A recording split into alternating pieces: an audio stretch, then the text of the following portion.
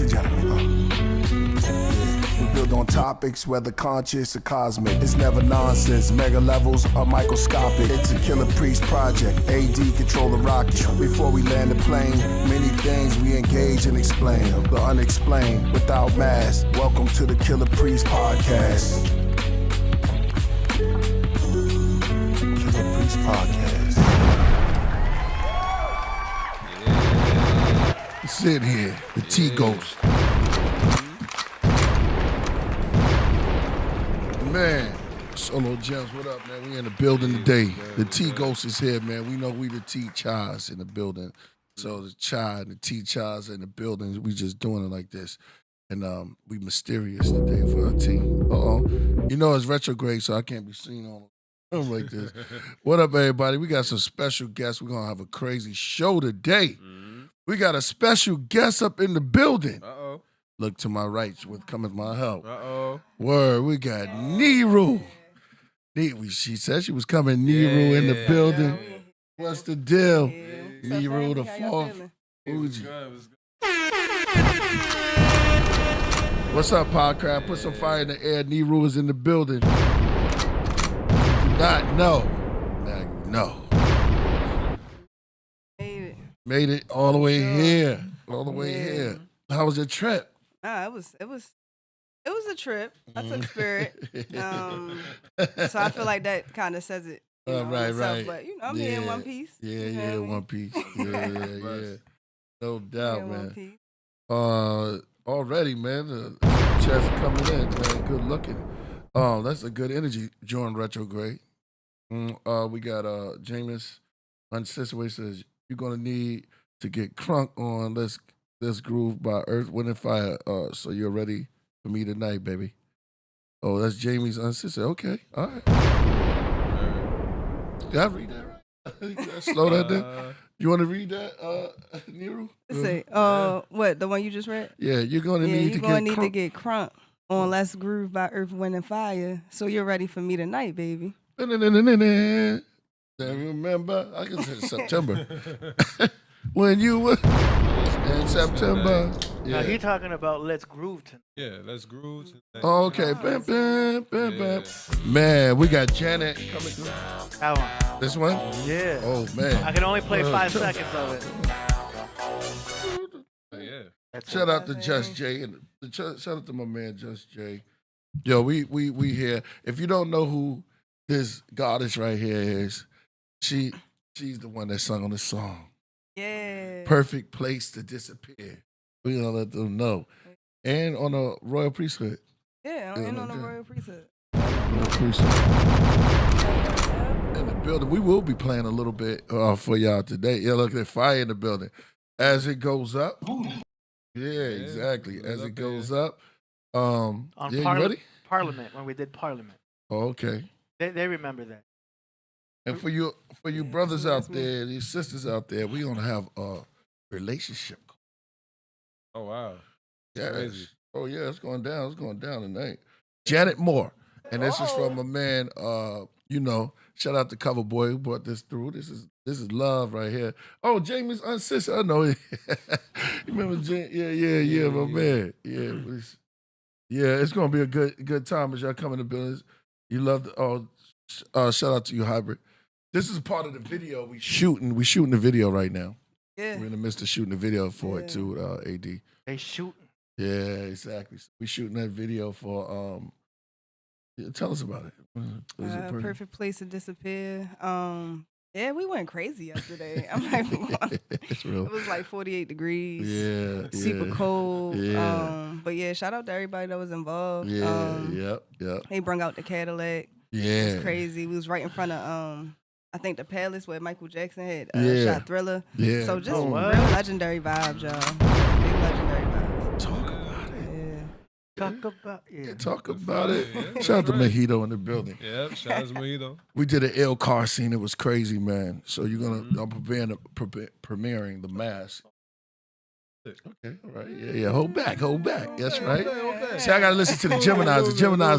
The Geminis know how to set things up, keep things on the low. You know what I mean? To it just roll right in there. That's right. Shout out to the Geminis. But y'all do your thing. I give y'all both of y'all credit. Yeah.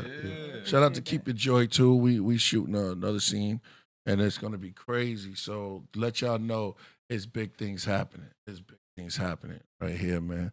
And I just want to say it's gonna be deep. And today, man, y'all trying to get your relationships together. It could be when you talk about relationships. Sometimes I always talk about relationships, family members. It could be. It don't have to be the significant other. You know what I'm saying? You know, it could be anybody. Yeah, exactly. It could be. You can have a problem with your cat or your dog. You ever experienced that, AD? Yeah. This cat wakes me up all the time. Yeah, exactly. It'd be, you know what I mean? You get you a cat whisperer, dog whisperer. You know what I mean? You get somebody that you can calm, because you never know when you're not around what happens between you and your pet, or you and your significant other, or you know, or your lover. You know what I'm saying?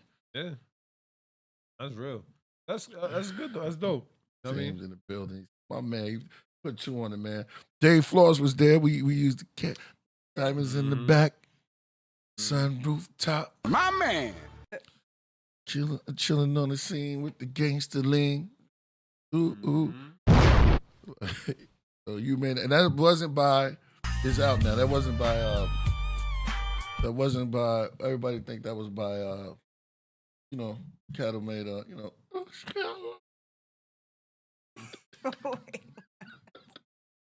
Yeah. It's the pimp anthem. What did he say? I'm gonna look to the chat room, which comes with my health. You know, Hobbs in the building. Hobbs, call me Hobbs or Hobbs or whatever. Heaven's only begotten son. We showing with the ski man. Who I'm trolling? I'm trolling. I'm out here trolling. Yeah. I'm out here troller coaster. You know what I mean? As y'all come in the building, we got just tune in for every Wednesdays, man, on Xmas Cyrus Radio.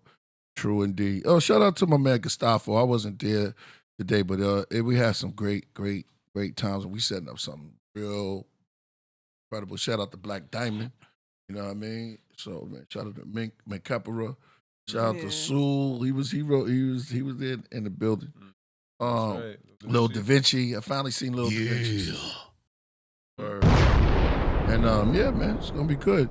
All right, so let me let y'all know who. First of all, let me say welcome to the Killah Priest Podcraft. I'm your host, Killah Priest, the Iron Sheik from the Middle East. I'm almost there, so prepare to say peace. Running the rock is none other than AD Dizzle. Yeah.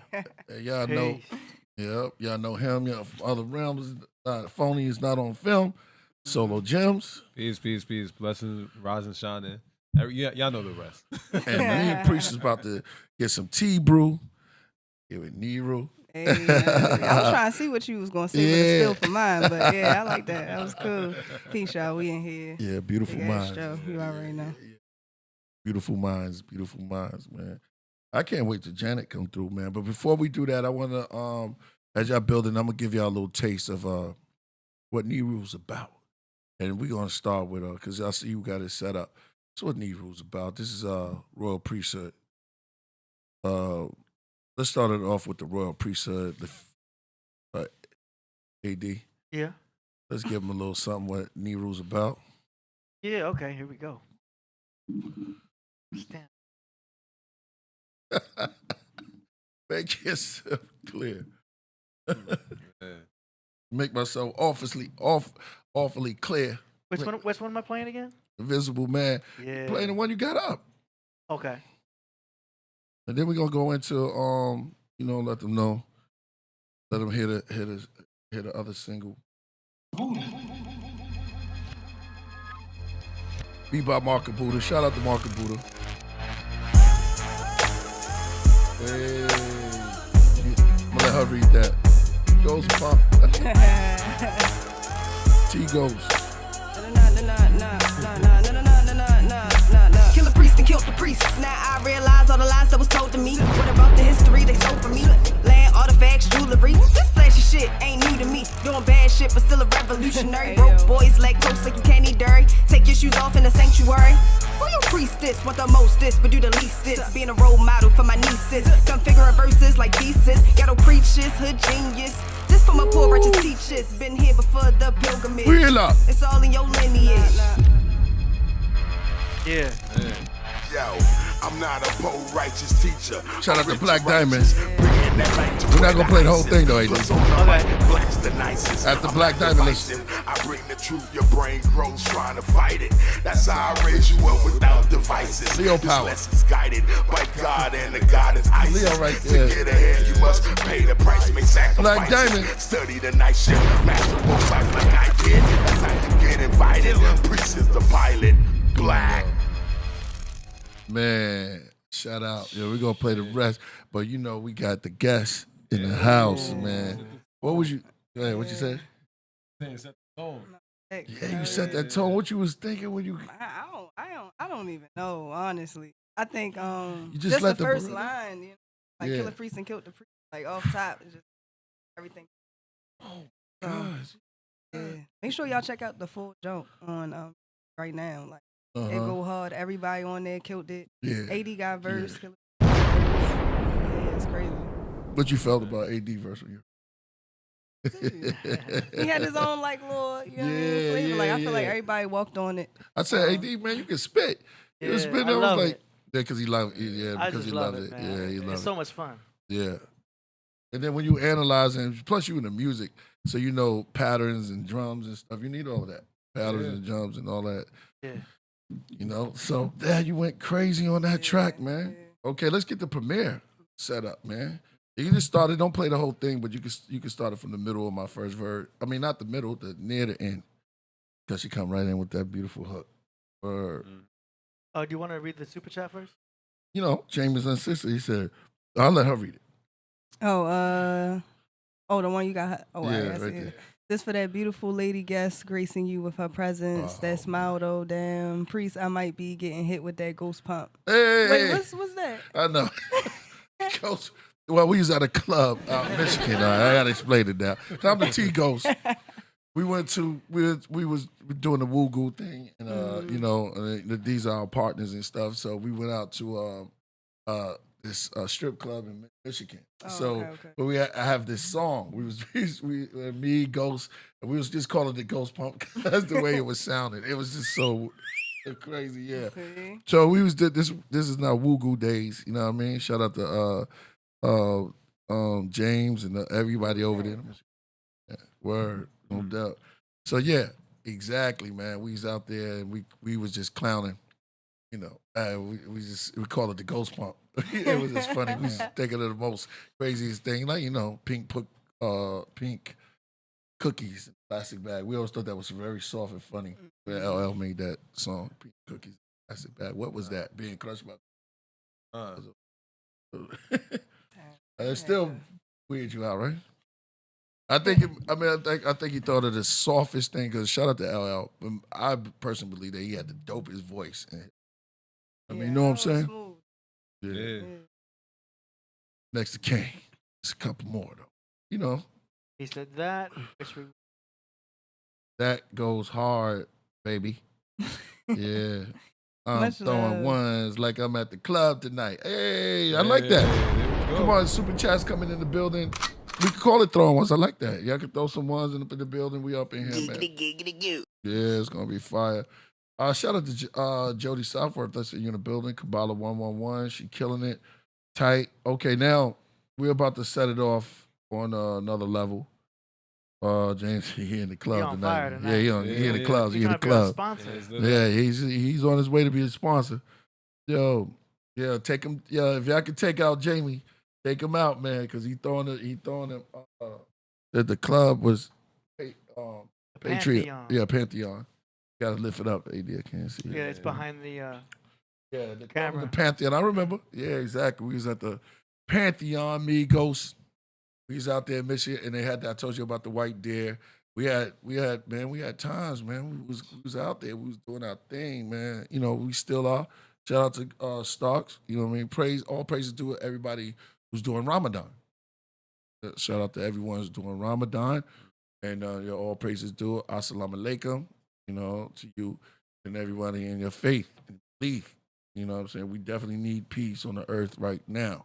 So, yeah, those prayers and those fastings, dedication is definitely helping us, you know what I mean, helping all of us because we are all one in unity.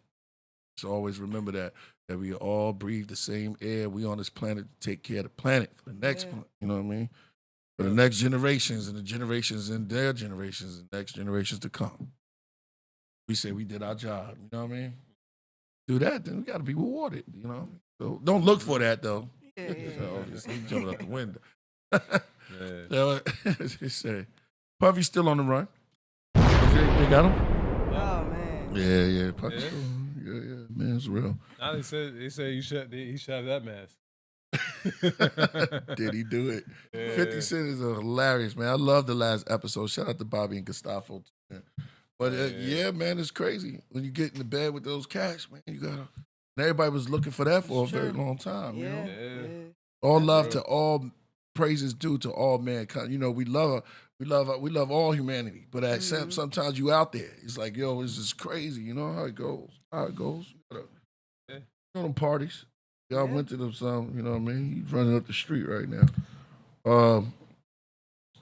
Yeah, somebody say he's flying. Somebody said they saw him running up 3rd Street. It was crazy. Yeah, man. Hold your head, man. Hold your head. Like R. Kelly. Yeah, they said this is the levels of R. Kelly. What I'm talking about? He said he pissed his life away, man. This might be even worse. Yeah. Did I just say that? Oh. He said he pissed his money I heard you. Man, I heard you. Yeah, hold on. I'm not on the roll today. Yeah. Man, shut up. I know to be a funny man. All right. So, listen. Let me see if she's ready. She is? She's ready? She's ready? But we didn't even, so we get that. We didn't even hit the song. Yeah. We circle back. We'll spin the block on that. Yeah. But we got Janet in the building. Man, listen.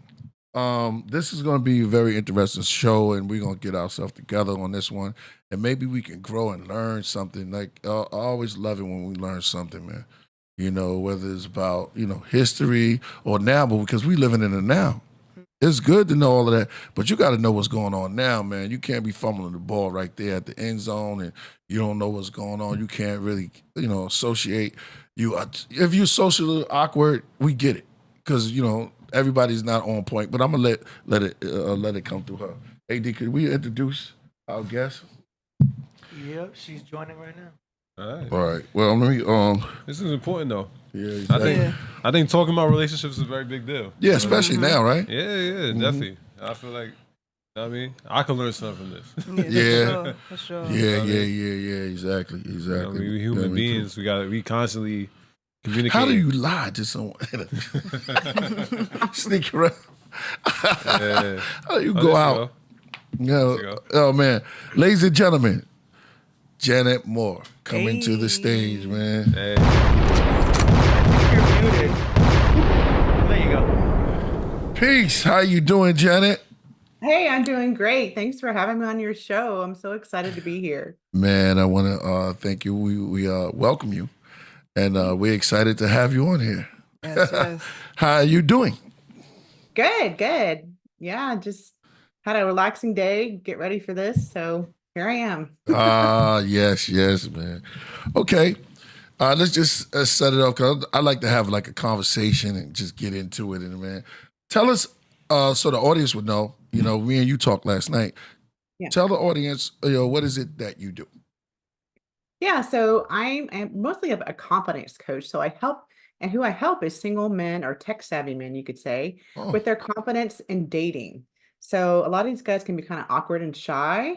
And so I help them like understand how to talk to women. So kind of like confidence and connection, upping their confidence, self-love, that kind of stuff, kind of removing any barriers or blocks that may have happened from their past, and then being able to move forward and learning how to connect with women. So that's kind of what I do.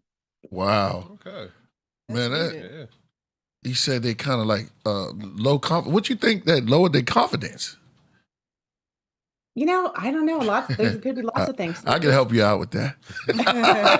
Probably whack, I don't know. Huh? Somebody being nice to them when they're growing up, bullies, things like that. Oh, okay. Sometimes it could just be they made up something. They saw something and they made it up. Right. And then they decided, this is how the world is. This is how I am. This is how my parents are. This is how whatever it is, right? They start making up things that aren't necessarily true, but in their world it's true. And then they live their life. Their life is wide open, right? When you're born. But as things start happening, you start making beliefs about things, and the other thing starts happening. Before you know it, you're living in this small little world, and you're not, you know what I mean? And you're not able to really live your life freely, right? Be fully self-expressed, all that kind of stuff. So I was gonna, they have nothing to do with rejection. A lot of people, boom, straight to the hand back in the face. It's like, whoa, you know what I mean? And they make up stuff about the rejection. I'm not good enough, or just the one person rejected them, and then no more women just don't like me. I'm not good enough. No one's gonna go out with me ever again. Things like that. So. I was really quiet and shy, and that's why I decided to do this and focus on single tech guys. It's because I am a techie. I have a computer science degree from the University of Texas. I'm a little techie girl. You can see on my techie stuff back here. I got my Star Wars here. I got my Star Trek here. My Harry Potter down here. Things like that. And for Star Trek. Man. Techies. I got it all, man. I'm a hardcore. Oh, it's a techie trap. I see what you're doing. I thought, I was thinking. She got a techie trap. Like, once they walk in, she's like, got him. I see you've got the latest edition unboxed. Yeah, so you could just walk in like Darth Vader.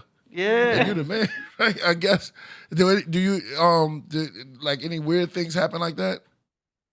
What people? Yeah, just dressing up as Darth Vader. I mean, I had it wrong. I'm not gonna. I thought it meant tech, like technology, and into the tech. Oh, I do, but most tech guys are into sci-fi and the fantasy. Oh, okay, right. So we on the plane. Yeah. We're highly into sci-fi. I'm a Marvel guy myself. Yeah. Yeah. To me, that's kind of sci-fi. Yeah. Yeah, I think it was at least. And so then what happened was I was really shy and quiet. To get in front of a room, I would rather die. Like, I could have never done this show. No way. But back then I did it. I did a personal growth course called the Landmark Forum. And in one instant, I got over my shyness. And that's kind of how I started, deciding that I wanted to work, eventually work with people on dating and connecting and stuff like that. And really confidence. I would say confidence. Man, this is dope. Mm-hmm. So, and you mainly focus on men. Yeah, I used to when I first started That's both, good. but now I niched to just single tech guys because that's dope. When I looked at all the people I was not dating, sorry, all the people I was helping, that I was coaching, my best clients were my tech guys. Wow. They would do what I said, and it's like, I'm going to stay with stick with the techie type guys. And they can probably pay you in Bitcoin. That's true. This is AD. This is engineer. That was a good one, man. You make it his rain tech with guy over Bitcoins. here. That's cute. I'm That's his awesome. tech guy. Yeah. Yeah, he's my tech guy. So he's into it. He's out there looking. Make it rain with Bitcoin. Yeah. Yeah, exactly. So so where do you end up, like wind up meeting these like single tech guys at? Like, will you see them online? Yeah, I've done. Or discotheque? No, but, I'm ready to go. Well, work, some guys I was working with them and they would come and I could do my workshop. I have a flirting workshop that I do, which is really, if you think about what flirting is actually being confident and learning how to connect with somebody. That's really all flirting really is, right? If you think about it. Right. That charisma, right? So thinking about myself. Yeah. Well, we got a place to go. I mean, as a tech. And could you tell us anything that happened wild or something like out of the norm being a tech? Well, like one of my stories is pretty fun. They're actually one of the first times. I just think the story's so crazy. One of the first times I actually did my workshop. So a lot of my friends encouraged me to do my workshop because I had this thing I would do, and men would come over and talk to me. And I thought, well, don't all women know how to do that? And then I realized it could be done for men and women. It's not just men, or not just women. Right. So I started this workshop, the flirting workshop. And so the first time I did it, how I kind of arrange it is the first day you learn all my techniques, right? And then that's like on a Saturday. And you come back on a Thursday, and between Saturday and Thursday, you're supposed to do your assignments. There's things to do. And one of the things that I have them do is look and smile at 10 people, men, 10 men and 10 women a day. Just look them in the eye and smile just to get practice, right? Because that's really all flirting can at least start with, right? And so then you come back and then you go on mini dates with each other. So this is when I was doing both men and women, and you go on mini dates with each other. Basically applying what you had learned in the workshop with each other in a safe space. And then you get written and verbal feedback. And then we're at the hotspot already. So I have you actually go out in the world. You practice 3 times safely. Like I said, you go out and just apply what you learned when you were practicing with those 3 people. So what happened was between the first and the second session. So you come back and the guy told us on the second session that he met a woman, and he'd been trying to, for 6 years unsuccessfully, if you know what I mean. Say no more, say no more. What's that from the Monty Python? They say. And so he tried very hard, couldn't do it. So between the first and second session, he actually met a woman and he got laid. Oh. And you can use this. So I say you can use this for good or evil or that was it happened. Hey, that's it. But what he did, what he told us that he, eye contact and smile, and this woman came over to him, which I teach women never to do. You can do that, but you have the men come to you. So, but he did it with her. She came over to him. He did what I told him, and she goes, "Are you in a class or something?" And he lied, no, and she goes, "Why are you asking me this?" She goes, "I have never had a man listen to me as well as you have."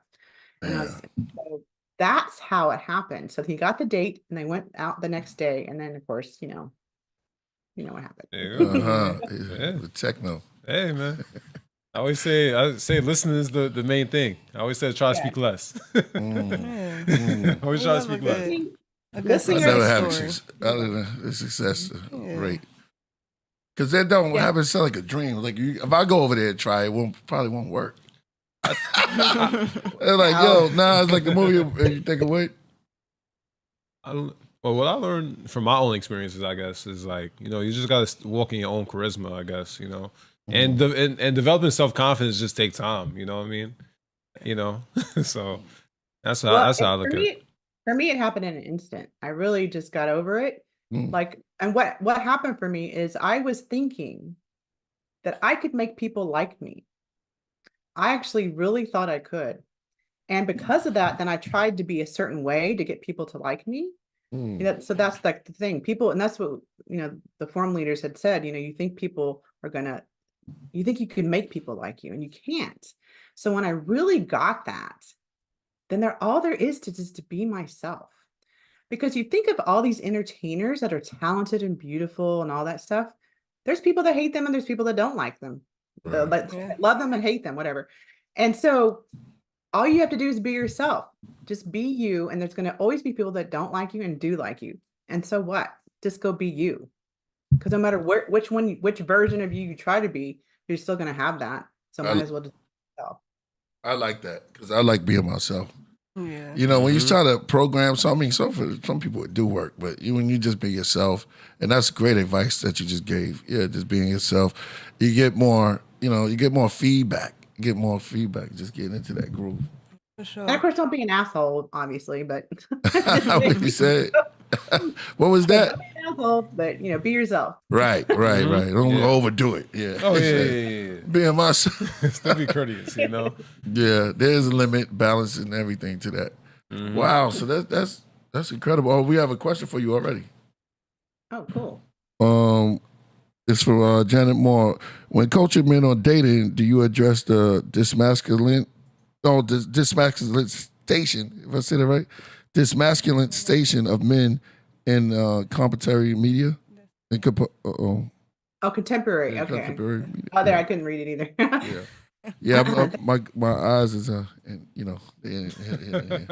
I mean, I'm going to tell you, recently I've been interviewing some men, just interviewing to find out what's going on since the pandemic. And it is really sad, the shape. I mean, this is a really good topic just for us to discuss. How poor men, I mean, the men I feel like they really want to be in relationships, women. They really, really do. And they're really good guys out there, but I feel like women have had to kind of take on this role of being everything, and then it makes the man feel emasculated, right? And so then they don't they just want to give up. They just completely give up and they just don't want to do it. So yeah, I think the big thing is again the belief. There's always about belief. So I think what's happened is there's this belief that got spread around, as we know the cabal love to do, right? They're trying to divide us on purpose. But if we try to believe what they're trying to spread around, then that's when we're gonna separate and things are gonna go bad. So if we can be like, forget what they say and just like, I know that I can find a wonderful woman. I know I could find a wonderful man. If we can just be like that and just be like, it's all about love and just getting along instead of thinking of, oh, all women are this way or all men are this way or, they all do these, I'm not saying there aren't bad men and women out there. I'm sure there are. But if we can start creating how we want our lives to go instead of listening to what's going on all out there, right? Because I mean, there's crazy stuff going on out there, but we can actually not tune into that. It's your vibe, right? I have something called your mojo vibe, and it's like, who do you want to be in the world? We start with your avid, like your superhero person that you love the most, or somebody baby. like that, right? No, go ahead. And then you look at who do you want to be in the world? Then you start being that, you start vibing that out. So instead of listening to what's going on out there, who do you want to be now and start being that? And then that's when you're going to raise the vibration. You were talking about that earlier, I heard raising the vibration of the planet is by being who you want to be, not related on your past. We talked at the beginning is being able to remove the past, is actually clearing that past out of the way. So now that you can go create that new person. So I'm always telling people, look, I know it's been hard. I have something called shift your shit, where you realize first of awareness is realizing you're saying negative things and then going, oh, oops. So the mastery is noticing first, and then over time you start saying it, and then you go, oops, and you clean it up and you go, up until now, this, and then you shift it, right? Shifting your shit. So you shift it to the positive thing. And then eventually you start speaking it, then you clean it up, then you almost say it, and then eventually you just stop even thinking it. This actually happened to me when I started my transformational process. I started saying things, I would say things usually negative about myself with others. And then I go, oh, and I'd say, and then I clean it. Oh, wait a minute. Yeah, that's not what I meant. Or this is what I meant, or make it be the positive. And then I would stop, and then I would almost say it, and then I would think it, and then eventually it just wasn't even there anymore. So shifting your shit is up until now, whatever, and now, because but means it negates the thing before it, right? Yeah. So up now, this happened, but then the thing you want to create. So those are the kind of things.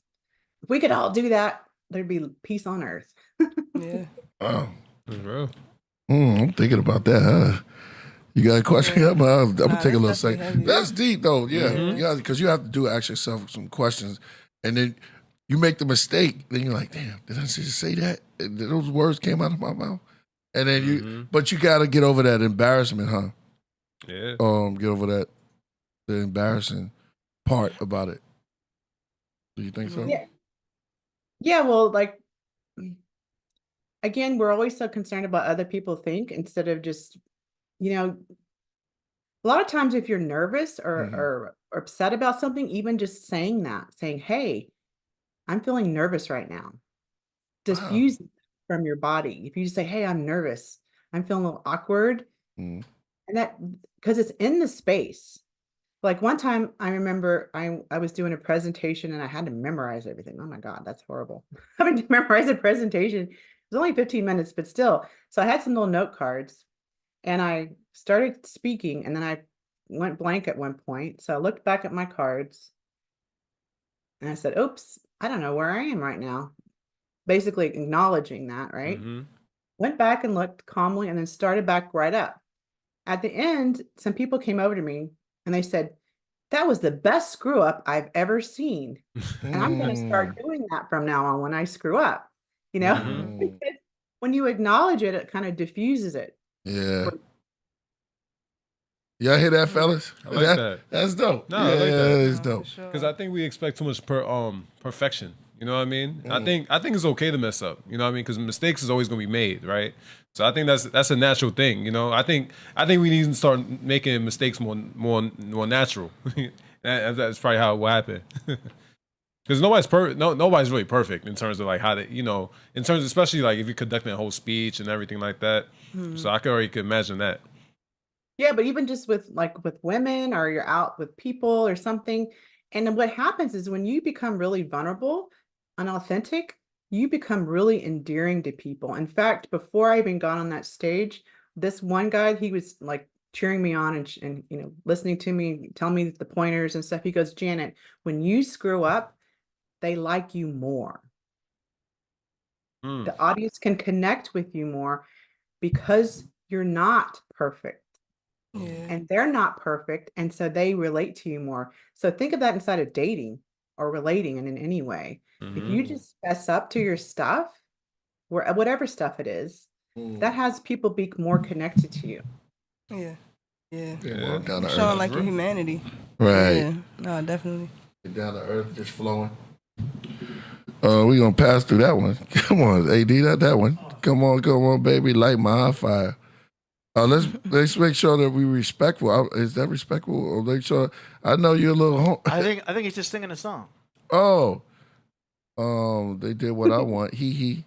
What do you want me to do, baby?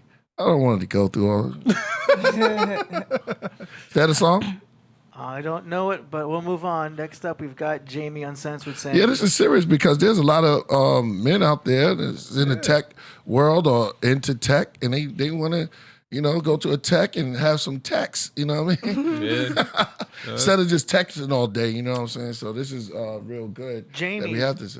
he asked, what the F was on the contemporary? What? Question. Right. What was the contemporary what? Question.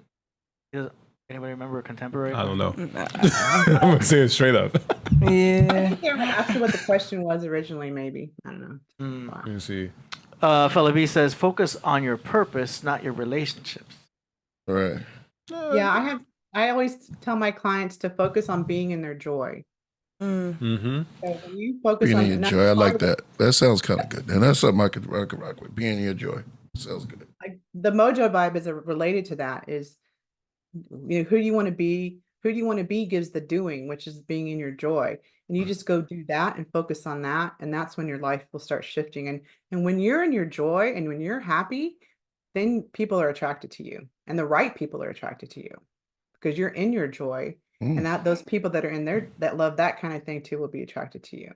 Nowadays, the kids basically say, you do you.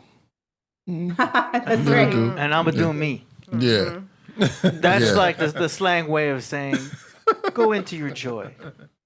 You sure? You do you. That's how you say it.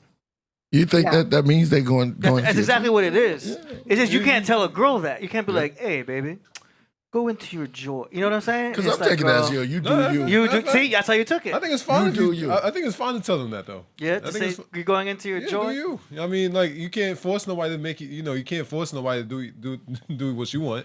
You know what I mean? You can only let people do what they want. You know, they gotta know what that joy is. Yeah. I mean, you know, like their hobby. Yeah, like their craft. Everybody should have their craft. No, facts. And I think you will attract those things by kind of being in your joy, you know, like the people with the same interests as you, you'll be around them more, you know what I mean? So yeah, definitely be true to yourself. It's only right. Stay in your frequency. In your frequencies, for sure. Where's a good place to pick up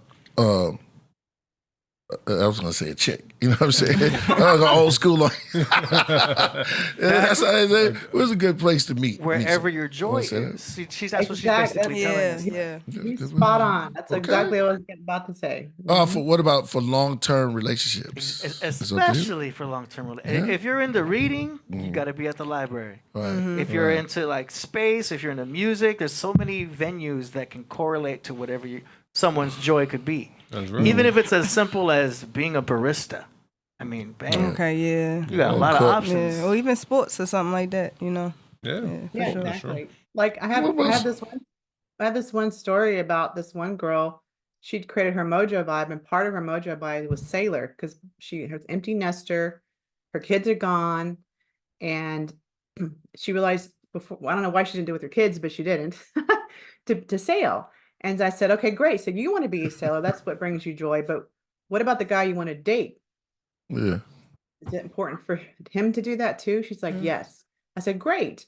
Then so now being in your joy is sailing. So you need to go sailing. Okay, well, where would you think you could meet your guy if he's also a sailor? Yacht clubs. So I gave her the assignment, go hang out at yacht clubs, go ask to crew. She started doing it. She started dating men that owned boats, and they would sail all the time. Eventually they got married, they sold everything, and they lived on the boat, and they sailed up and down East Coast and the Caribbean for years. And so she was being and living. She was a Pilates instructor. I mean, who would have thought, that she would be in her joy, like living in her joy every single day like that. Yeah, that's fine. That's kind of dope. Yeah. Yeah, because I would like going to somewhere in the forest and nature and stuff like that. It's creating your own little world together, But what if you don't meet that person out there? You just there for dolo. What you do then? You're still in your joy, and maybe there's other things you can do. But you probably will meet somebody because you're vibing so high, right? The frequency's going like. What's your name? I don't know your name. I'm sorry. The girl. Oh, Neru. Neru. Yeah, Neru. Neru. Okay. Hi. Oh, there you are. Oh, nice. Yeah. What she was saying, like that vibration going out, that frequency, things like that. So when you're being that way, it's probably, I believe in law of attraction, I believe all this stuff. I think if you're being that way, it's just going to come to you. And you got to keep positive too. Keep those positive. Oh yeah, I always said a good thing I always said was like, fear destroys everything. You know what I mean? So that's one of my biggest philosophies. You know what I mean? Because I think most times with relationships, what typically happens is there's a level of fear involved, and that's where the separation happens, and the breakups and everything like that. The fear. I always say fear is always destroy. You got to feed more positive thoughts about what could be, and more communication. You know what I mean? Yeah. Because sometimes I think people don't know how to properly communicate with each other. You know what I mean? On their initial feelings. Yeah, big on communication. That's real. Transparency. Yep. Yeah. Something I learned throughout my time. Yeah, I feel like I feel like if we just all could learn how to communicate, there would be world peace. Boom. That's what I live by that one. Communication is key. Communication is key. Yeah. Because if you're living in fear, like I said earlier, if you just acknowledge, hey, I'm afraid, this is what's going on with us, and then you can then to make sure that y'all are listening to each other and not being defensive, and just listening and coming up with a solution as a couple, then anything can work if you truly are willing and committed to having the relationship work, of course. So, and anything like what's going on in the Middle East, what's going on in America these days. That's cool. Yeah, that's cool. That it works in the. Yeah, I can see how that works. Yeah, you have to slow things down and stop speeding so much. I always say you can slow things down. Yeah. That way you can have a conversation. You can that's for my speedy cats out there. You know what I mean? Speedy comes out. Did you run across a lot of that? Like people who are impatient and you have to put on your mojo. I mean, your expertise. Most of them were pretty good at following what I said. Following the steps, because I kind of have a step-by-step process that customized to you, but still there's like a flow of what we do. We remove the barriers. Then we look at your goals, of course, your goals, remove the barriers, the patterns, looking at patterns, letting those go, releasing them. I use EFT to tapping stuff, and I also use NLP. Great question. And then hypnosis, stuff like that. And then of course, creating yourself, like I said, the mojo vibe. Then of course, what's really important is, what I really find fascinating too, and I've been interviewing these guys, is they don't really know what they want in a woman. They just say, I want a nice girl who treats me nice, and that's about it. But they don't really think about, I want common interests. Some do, but a lot of them haven't really thought about the kind of relationship that they want. That's real. And so I saw Alex Hermosi, if you know who he is. He's a internet marketer dude out there. It's pretty big. But on Valentine's Day, he had talked about, what he would do if he was single. And it's funny because he talked about, and it's so funny because I talked about this like almost 20 years ago, that most people think about the kind of features they want in their car more so than they do in the kind of qualities they want in a person. What? Say that again. That's real. Say that real slow for me. I need to catch that. Okay, sure. I like that. So people think more of, like they like when they want to go buy a car. They Right. think of the quality they want in a car. They think about this, they want this. They know they want this, all the things, right? Yeah. When they think about a person, they don't really think much. Oh, I'm gonna be nice. And I'm on gonna be- point. No, that's definitely You a get boss. super bomb for that. That was a Yeah, that's jewel. definitely a boss. But if we could pick out a girl in a car lot, that would be a whole lot of different situation. Wouldn't that be Jewel. cool? Because then I could just order online. There's your tech. there's the tech mind. Yeah, exactly. There's your tech, I guess. Are you trying to get them out of being a tech and into the real world, or no disrespect, but or you want them to stay at where they at and flourish and just show them the techniques in that? No pun Well, it's intended. really it's up to them, really. If they, I had one guy, he was a lawyer. I know he's not a tech guy, so I know it's not quite the same, but he was a lawyer. Mm. And I don't know why he became a lawyer. I don't remember. It's been years, but he said that, well, he was a funny guy. He was super funny. And so one of his mojo vibe words was comedian or funny guy or whatever. Right. And I kept encouraging him to go do stand-up. Well, eventually he did improv. And he actually quit his lawyer job, Ooh, and he acts and he writes and he is in improv and he makes a living off that. And that's how he met his wife, is by being in a joy. So it's really up to them. I really just have them discover what brings you joy. If it's coding, fine, but what other things bring you joy? You go do those and you find that intersection of what you love and the kind of woman you want, right? Mm. So you start doing, so that's what he did. He started being in his joy, and that's where he met his wife. So just really, I'm not trying to change them. Like before, like when I started clothes. I went styling. I went shopping for men and stuff like that. I would do the mojo vibe first. It's not up to me on how I think you should look. It's up to you. Yeah. Mm-hmm. Mojo vibe. What's that? What's mojo vibe? I kind of guide you through that, Right. right? On how to create your mojo vibe, which is the thing you want. This is 3 words that make you unique and memorable. I didn't really say Mojo that. vibe. Is that like magic? Mojo vibe?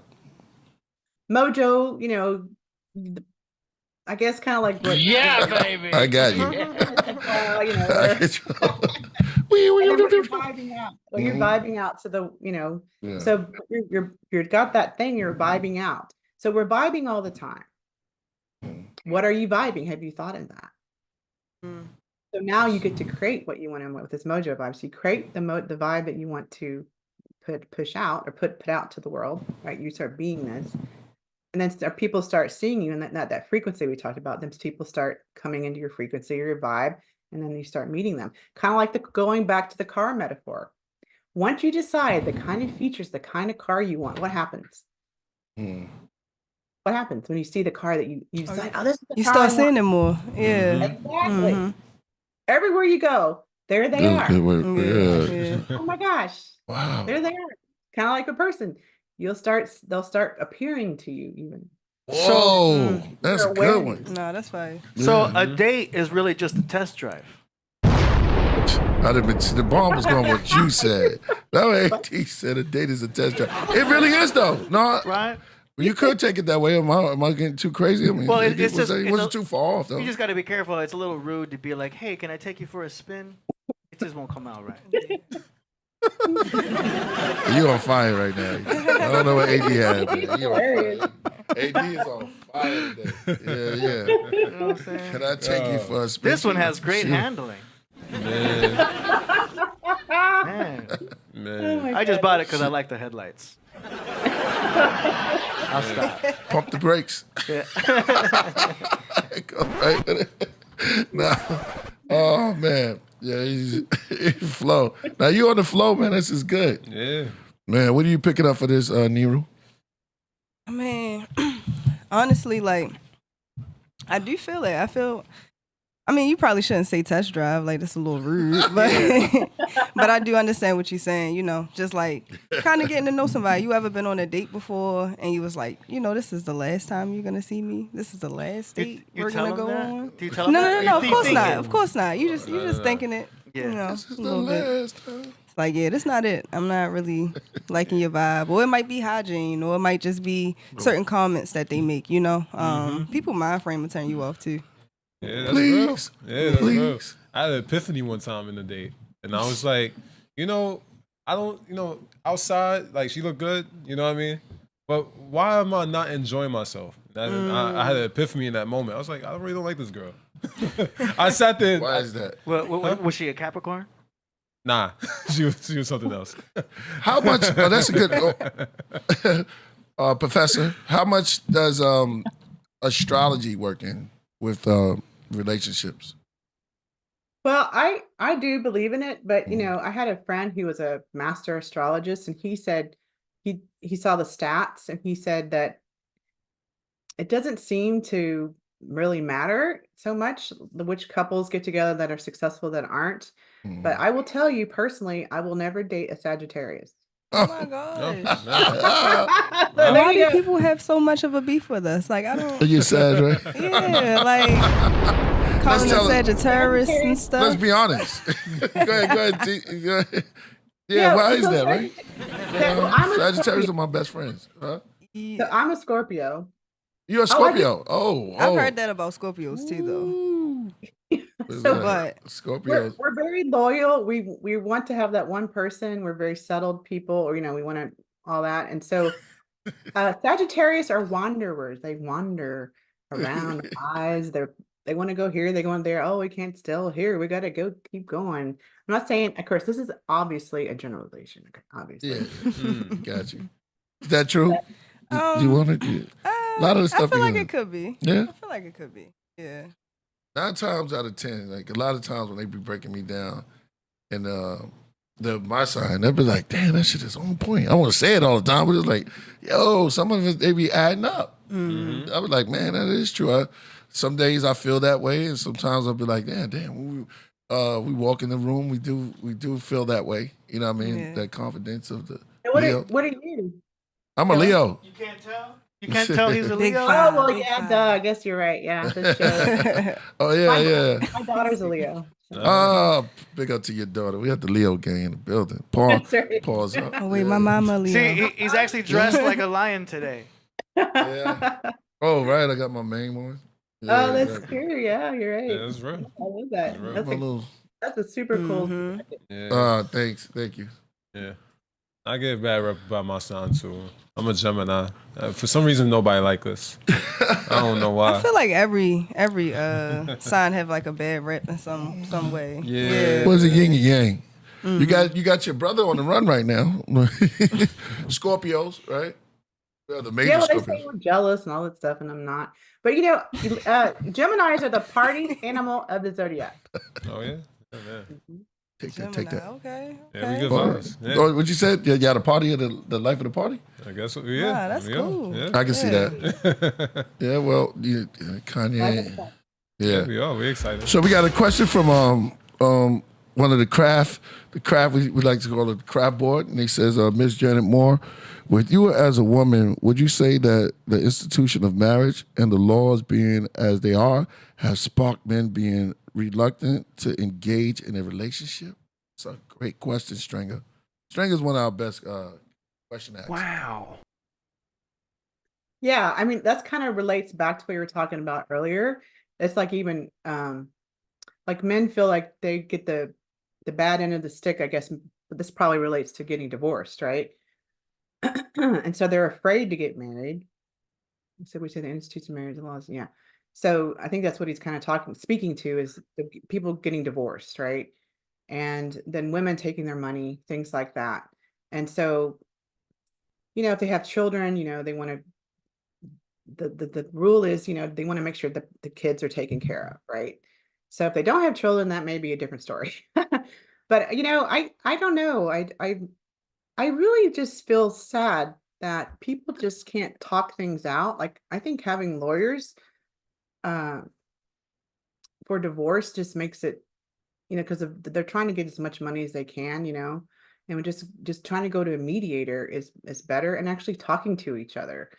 So let's see, smart men. Yeah, so I can understand why that's happening. I guess that's my best thing to say. I don't know what else to say about it. And I feel very sad. It saddens my heart. And that's kind of what I feel like a lot of things.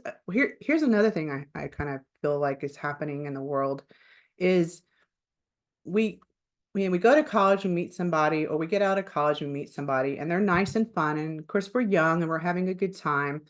But we don't really think about who we are or who we want to date, who we want to be with necessarily long term. Maybe a little, but not like really.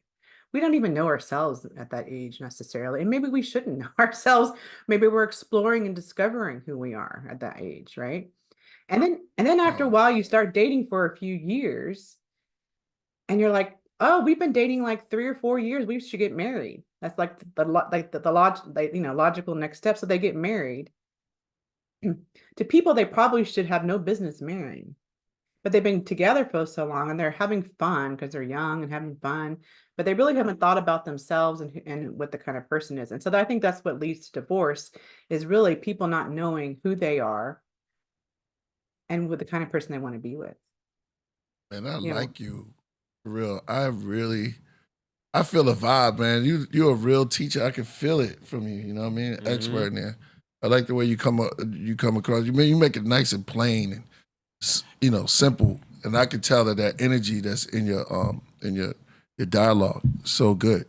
Yeah. Give you a props. Yeah. I feel it was plain. I felt everything you said so far. Yeah. Relationships is hard nowadays. I think that's honest truth. I think relationships is hard nowadays to maintain. Yeah, this modern relationships, right? Especially modern dating. You know what I mean? I'm in my mid to late 20s. Yeah. So don't worry, y'all. It's one of those things. You know. Yeah. What I mean? This is T. Yeah. Hey, yo, he's tequila. I got my Olipop. Hey, yeah. We're gonna do some. If you see us, we do the toast. We're gonna do a tea ceremony. We have the tea ceremony. That's what we call it. Yeah. Oh, wonderful. Yes, and I can't wait to make some nice tea for Neru. Right, I'm gonna be making you oolong today. So today I'm the oolong owl. No, you're the oolong owl, and I'm the tea ghost. All right. Yeah. All right. And what I call sparrow sparrow tongue. Oh, Yeah, sparrow tongue. Yeah. Sparrow tongue oolong. You know what I mean? That's what we doing.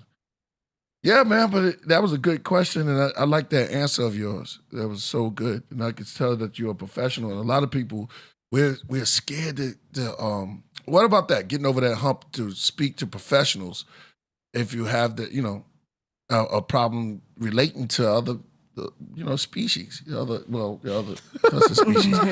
species, significant other. Yeah, I don't know if you saw the other question, but yeah, I feel like some of the lines have gotten blurred too. I think women that's a new word. Women feel like they have to become more masculine, and it seems like some men are becoming more feminine. It's not that to say you can't. Ooh, this lady. We need both, but we need to still be men be really men and masculine, and women really be feminine, and allowing the women to still be feminine. So the other guy had a question. So having women kind of come back to their femininity, I think, things because of this, people getting divorced, women have had to become everything, right? Had to kind of pick up that masculine part of the family as well, because sometimes the men aren't there or not there as much. Some are. I'm not saying this is I'm just speaking in generalities and in different specific cases at times. But I think overall, like generally, that's what's happened. And so women feel like they have to do it all, which then it kind of strips the man of their masculinity. And women are like, oh, I don't really need a man because I'm doing it all anyways, But they do. They really do. We both, what's up? That's like your sign up, or who AD sign up there. Yeah. Little picture. We need each other. That's makes us whole together, right? The feminine and the masculine together. So if we can recognize that and not make us, like I said earlier, the enemy. Hey, I'm in that. As enemies, when we're really not like enemies. Like we need to get together, instead of. And another thing is, if you've ever done this, like y'all can do it to each other. What resists persists. So if you keep pushing on each other, it's going to keep happening. But as soon as if you what on each other, what's yeah. No, I get what she's doing. I do the same thing. Like I say, people clash and never come together and lock in. Well, like if you push each other, you're never going to get anywhere. But if somebody decides, okay, I'm going to stop believing that or stop resisting who you are, there's no more resistance anymore. Now you can actually, like, the struggle is not there anymore. Exactly. Yeah, the friction. Yeah, definitely. One pulls, like what we're talking about, one pulls and one push, or both push at each other. Yeah, both pushing. Yeah. Don't do that. We both pushing. Flashing. Also, there's something I had when I had a relationship said, let me say that over. I'm saying it too fast. Another thing I like to say is, would you rather be right or related? Oh, that's a good question. Or related. So are you want to be positional? That's kind of like this, I must have my word. Yeah. Or are you going to be, I want to be related to someone. I want to be with them. So I'm going to fess up to my stuff, even if maybe it's not exactly true. So I had, if I can tell another story about one of my clients. There we go. I like this. This is good stuff. Come on, let's go. So I had one guy who was a true, I don't know what you can call it, a true tech guy, I guess, by the way you say it. He was real slender, like you see on some of the movies, pale, balding, glasses, and, just didn't really know how to dress well. He did my workshop. The next day he met a woman, and about a month later, he called me. I don't know what to do with her. So I told him what to do, like how to kiss her, how to get him to be his girlfriend. He did what I said. 9 months later, she broke up with me. And I said, what happened? And he told me, I'm not going to go into the whole story. But basically, he had not revealed something to her because they had just started dating. And he was going off place to meet a girl. But they were just friends. But she didn't, I guess he just didn't tell her, because I can understand why he didn't tell her, because they just started dating, right? But she felt like, I don't know what that noise is. Oh. Take me down. So she sorry, I got a little distracted by that. So she didn't trust him anymore because she felt like he didn't reveal something to him. So she broke up with him. Whether it was right or wrong, that was her view of the world at the time, right? That's what she was feeling. So I said to him, well, what do you want to do with this woman? He says, I want to marry her. I love her. I said, great. So you need, even though I understand why you did what you did, I understand why you didn't do it, but can you see her point of view? And he's like, yeah, actually, because I talked through it with him. He goes, yes, I can. I said, great. Well, then you need to go back and you need to say these different things to her. So basically, it's called inside a landmark, it's called a completion conversation, where you take ownership for your role. And when you do that, the other person just softens. It's kind of like that vulnerability thing I mentioned earlier. So he fessed up to, you're right. I should have told you. And then I said, I was scared. That's the vulnerability part. I was scared I would lose you. And I'm sorry I didn't. And I should have. And I promised him, so I will never hold anything back from you. I don't remember what I told him to say, but I'm just trying to remember. It's been a few years. And he did that. And they've been married for like 5 to 7 years. And he's a dad now. So I'm just saying, these are the kinds of things that people are willing to not be right and be related. Again, wars can be stopped. Right? So that's my little. No, I completely agree though. That's why I was saying that earlier. Like the fear, that fear already destroyed the. It could have destroyed the whole thing. You know what I mean? And all it takes is, and this is one thing I learned too, with just people in general. We don't know how to often say the truth to people. We typically withhold the real truth, and that's kind of what kind of causes our demise. So it's good that he finally admitted it. I think we gotta start pushing the real truth of it and actually tell what it really is. You know what I mean, because that's the only way you're gonna feed your blessings. Yeah. In a way, you know what I mean, instead of blocking them. Exactly. Just that's up to your stuff. Because I don't know, maybe when they were children, their parents, they were going to get spanked or get put in the corner or whatever, hit. I don't know. It could be worse, poor kids, some of them. And maybe that's what they're in fear of. If they screwed up and they fess up to their screw up, they might feel like they're going to get punished or something is going to bad happen. When really, if we're really vulnerable and say, look, I did this thing, I didn't mean to, and fess up to it and say why they did it. I was scared. To admit I was scared. I was in fear. I thought I was angry because I thought you were going to leave me, Now it can't be a repeated pattern over and over, because that means they need to get help or right. Yeah, for sure. But I'm just saying, if they can, if it's a one-time, first time thing and it doesn't happen again and then they alter and everything's great, then cool. But that's good though, because it's hard as a guy. Sometimes it's hard to be vulnerable. Honestly, it really is, because it's hard for us to express it. Sometimes it don't come out right. That's the real truth. Yeah. Okay. Yeah, from my own point of view. Oh, she analyzing you now. As a guy, no, just be real. Like, the guy, sometimes it's hard to express it. Sometimes you want to say the truth, but it's hard to say the real truth sometimes. You know what I mean? Sometimes you gotta conquer that fear though. That's the one thing I gotta do. Yeah, well, maybe take that out of your vocabulary. How do you help him conquer his fear? That's what he's asking. Well, yeah, so maybe like you're speaking and you can't do it. So it's thinking like, oh, maybe if I tried it, like really we're here, life is a game, right? So just make it a game. Don't make it significant, and just throw your hat over the fence and say, I wonder what would happen if I actually was told the truth or told what's there for me, right? Right. What would happen? Let's see what would happen, and just play with it and see what happens. You might be surprised.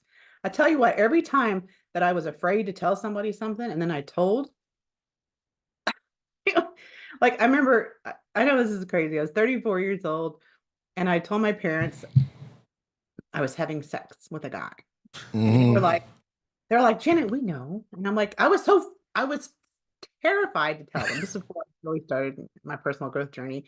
But my point is, I was so terrified to tell them. And when I told them, they were like, well, Janet, we know you're having sex. And I'm like, oh.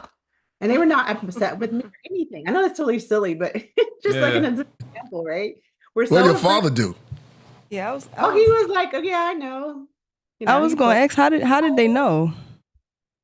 Because I was 34 years old and they just knew. Oh, yeah. Okay. Yeah. I thought you was a little. Younger. Like, yeah, okay. It's funny, like what we do when our minds, we make up shit that's worse than what truly is. So most parents hope you're not a virgin at 34. Yeah. You don't be weird in the back room. That's kind of weird. Yeah. Are you the only daughter? You got any siblings? Yeah, I have a sister. I was adopted though. Oh, okay. But I have one sister that I grew up with, and then I found out about 6-7 years ago I was adopted. Right. I found my birth mother, and my birth father had passed away, but I found my birth brother, and my birth mother had 2 kids, a daughter and a son. So I have 3 other Blessings. siblings that are blood related, half blood, and then my sister, who's not related in blood, but she's my sister. So. Blessings. I was thinking because that's I mean, going to your parents at 34 and saying that was crazy. That was for experience or experiment that you were doing? Well, I had to tell them that we wanted to live together, and then I told them we were going to have sex, or something like that. I don't remember. Okay, well, we're having sex, and all this, and I just felt like I had to come clean on my life with them. Interesting.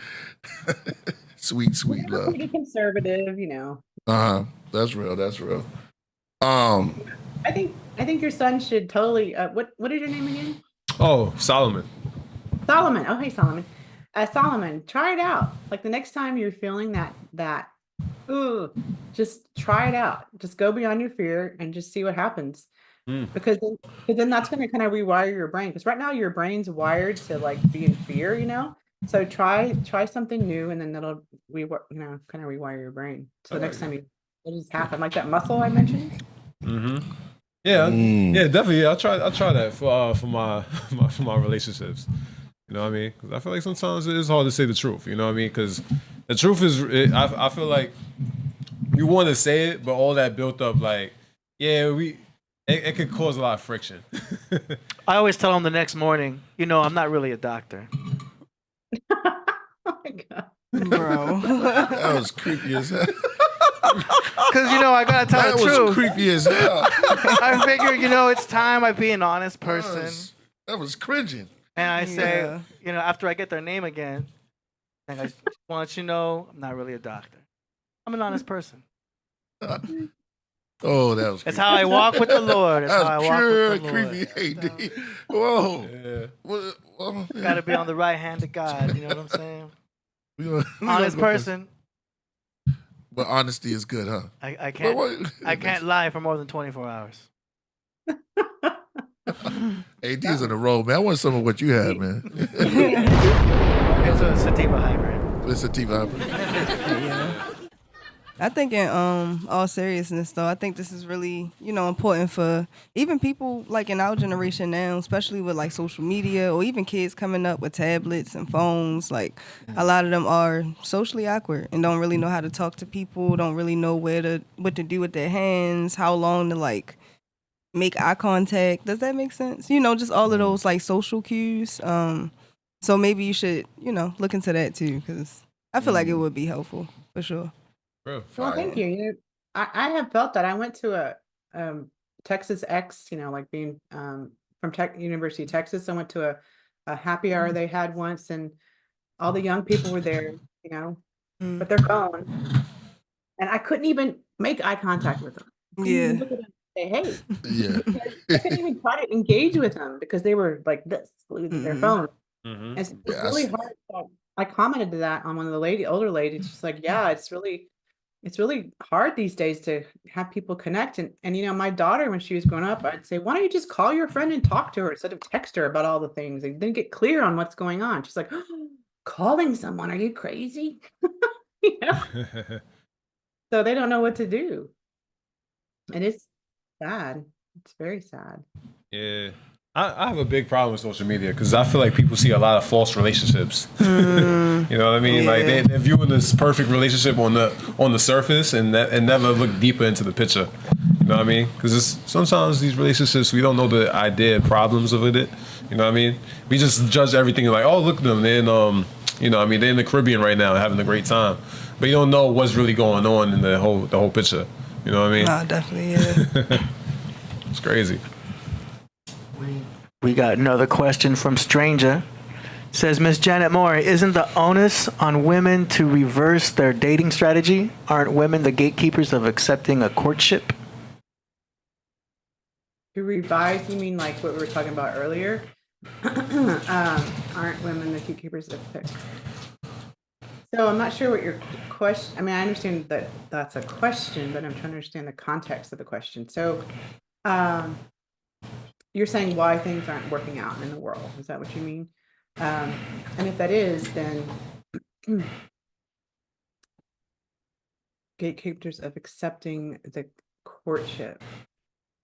So yeah, I mean, definitely, there's to me, there's two ways. So like when I when I teach my flirting class, I tell women, you look in the room, you look and see who you want, and then you start making eye contact with them, right? Men could do the same, right? But of course, it has to be mutual. And I guess I always hear guys say, "Oh, it has to be the guy. The girl is the one that lets us sleep with them." Well, of course, that's obviously true, but the guy has to want to sleep with her too. And I guess if a guy wants to sleep with everybody, I guess the woman that's willing to sleep with who he gets. But I don't really understand that question. I don't know if I can really. I don't understand. Yeah, can y'all help me with what he means here? Do y'all know? I can't relate to that question. I don't get it myself. Maybe he'll clarify in a future chat. Wait. Onus on The revise Okay. their. Oh, we have a question. Oh, are we doing that now? What? Yeah. Yeah, I'm sorry. I'm locked into. I got people calling me left and right about this. They loving this interview right now, and they said this is good to see that. You going in? Yeah, the ratings are up. Yeah. Check this out, Miss Janet. So we just asked that right now, but Okay, you got it. we're unclear about what he means. Yeah, I was trying to reread it. Oh, wait a minute. Oh, okay. Onus on onus on women to reverse the dating strategy. Aren't women the gatekeepers of accepting courtship? So he's saying that aren't women have the owner of accepting the courtship, like they have the right to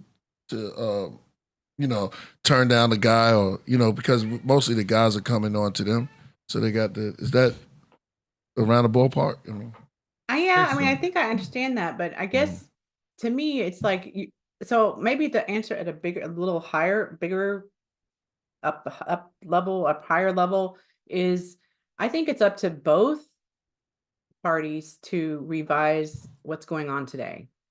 Like I had said earlier, there's the cabal, the powers that be out there are trying to divide us. And so if we can stop saying, well, it's their fault and it's their fault, and instead of just saying, well, how can we come together? How can we make this different? Yeah. Maybe that answers your question. I'm not quite sure. I can get You that. said the onus. So like both are the gatekeepers, because like there's a lot of women chasing men too. And in that scenario, the guy would be the gatekeeper of accepting that courtship too, I guess, Yeah, I mean, to me, it's both of them have to be wanting a relationship to enter into one. I would think. I think maybe like I mentioned earlier, some problems with relationships these days is that people, again, they get together young, then the clock starts ticking for the women. And then they maybe settle for someone, like I said, that they really shouldn't have no business marrying. And I mean men and women, either one. And then they get into these relationships that aren't working, right? That really never had a chance, to be honest. There is a study. Actually, have you heard of Malcolm Gladwell? He wrote the book called Blink. No. No, I've never seen it. Okay, so there's a book called Blink. And it's about how we can see things in the blink of an eye. We know things. We know things in the blink of an eye. He did all this research about that, about how we intuitively know things in the blink of an eye. And one of the stories is my favorite one. And maybe I didn't read the whole book of them yet. I read a bunch of them, but not all of them. But that was the reason I bought the book, was this one story I heard about, which was these, I don't know, psychologists, psychiatrists, scientists, whatever, were doing a study where they'd have married couples come in, and they would observe them. Now they came in to go do a thing. I don't know I should have read it before I came on here, but I forgot. To go into some office to do something, right? And so what the real experiment was is watching how they treat each other because they made them wait. Like if it's at 3, they made him wait till 3:20, 3:30 to come in, and they video recorded them, and they could take that time period and they go to a 3-minute slice, and they could predict with like a 90 something percent if those people were going to be married in 10 years or not. They were that accurate. And this is a long-term study, obviously, 10 years. So they came back 10 years later, find out if those people were married, and they were accurate. And the thing that they said, how they could tell if those people were going to be married, is if they were respectful to each other in the way they spoke to each other. Yeah. So I thought that was really interesting. So again, probably those other people were married to people they probably shouldn't have been married to, because if they don't, because to me, if you don't respect someone, you shouldn't be married to them. If you don't trust them, you shouldn't be married. Oh man. No, that's real. Now I know that you said that girl couldn't trust him, but that was a different scenario, because it wasn't like he was cheating on her. He let her know like why he did what happened. He he just met her, but he understands, and didn't want to lose her, things like that. Yeah. And again, if it was a pattern, then yeah. He kept cheating, he was cheating on her, kept going to China and meeting women all the time, that'd be a different story. I'm not talking about that. I'm talking about You already know who paying attention. You know who we should have had on here? Sue. Oh yeah. Oh, okay. He's already hit me up. Yeah, Sue. Huh?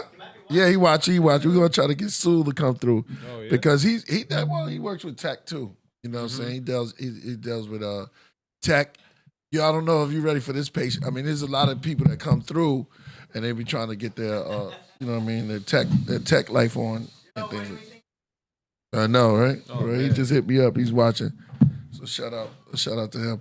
This is so informative. Oh man, you on point. And a lot of people, teachers that you listen to, is going around the same old thing and stuff like that. But I kind of can relate to it. I like, okay, we can kick it, and you're very relatable, like vulnerable too. You showing your part where you told your own parents, things like that. A lot of people could relate to that. I'll give you props on that. You have any more questions?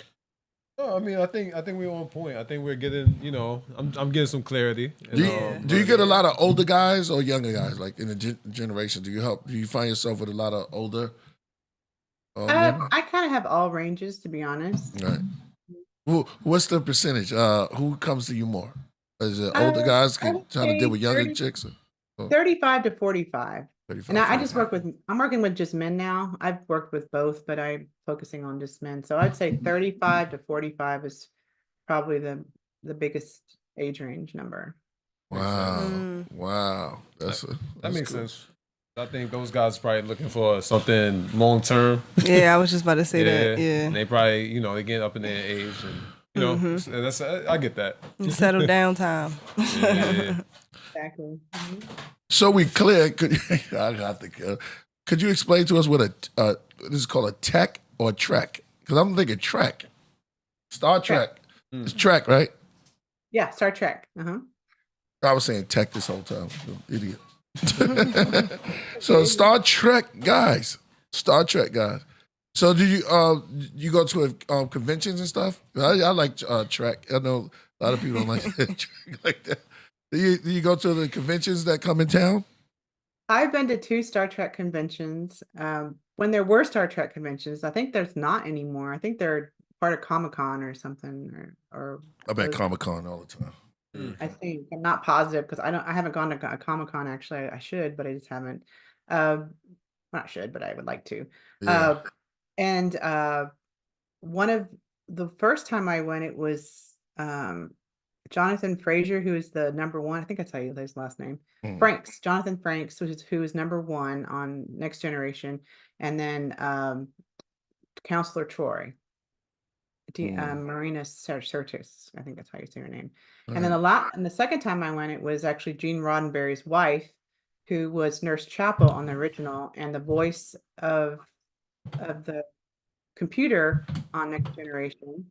Right. And also Troy's, Alexander Troy's, well, that was her name actually, and Troy's mom.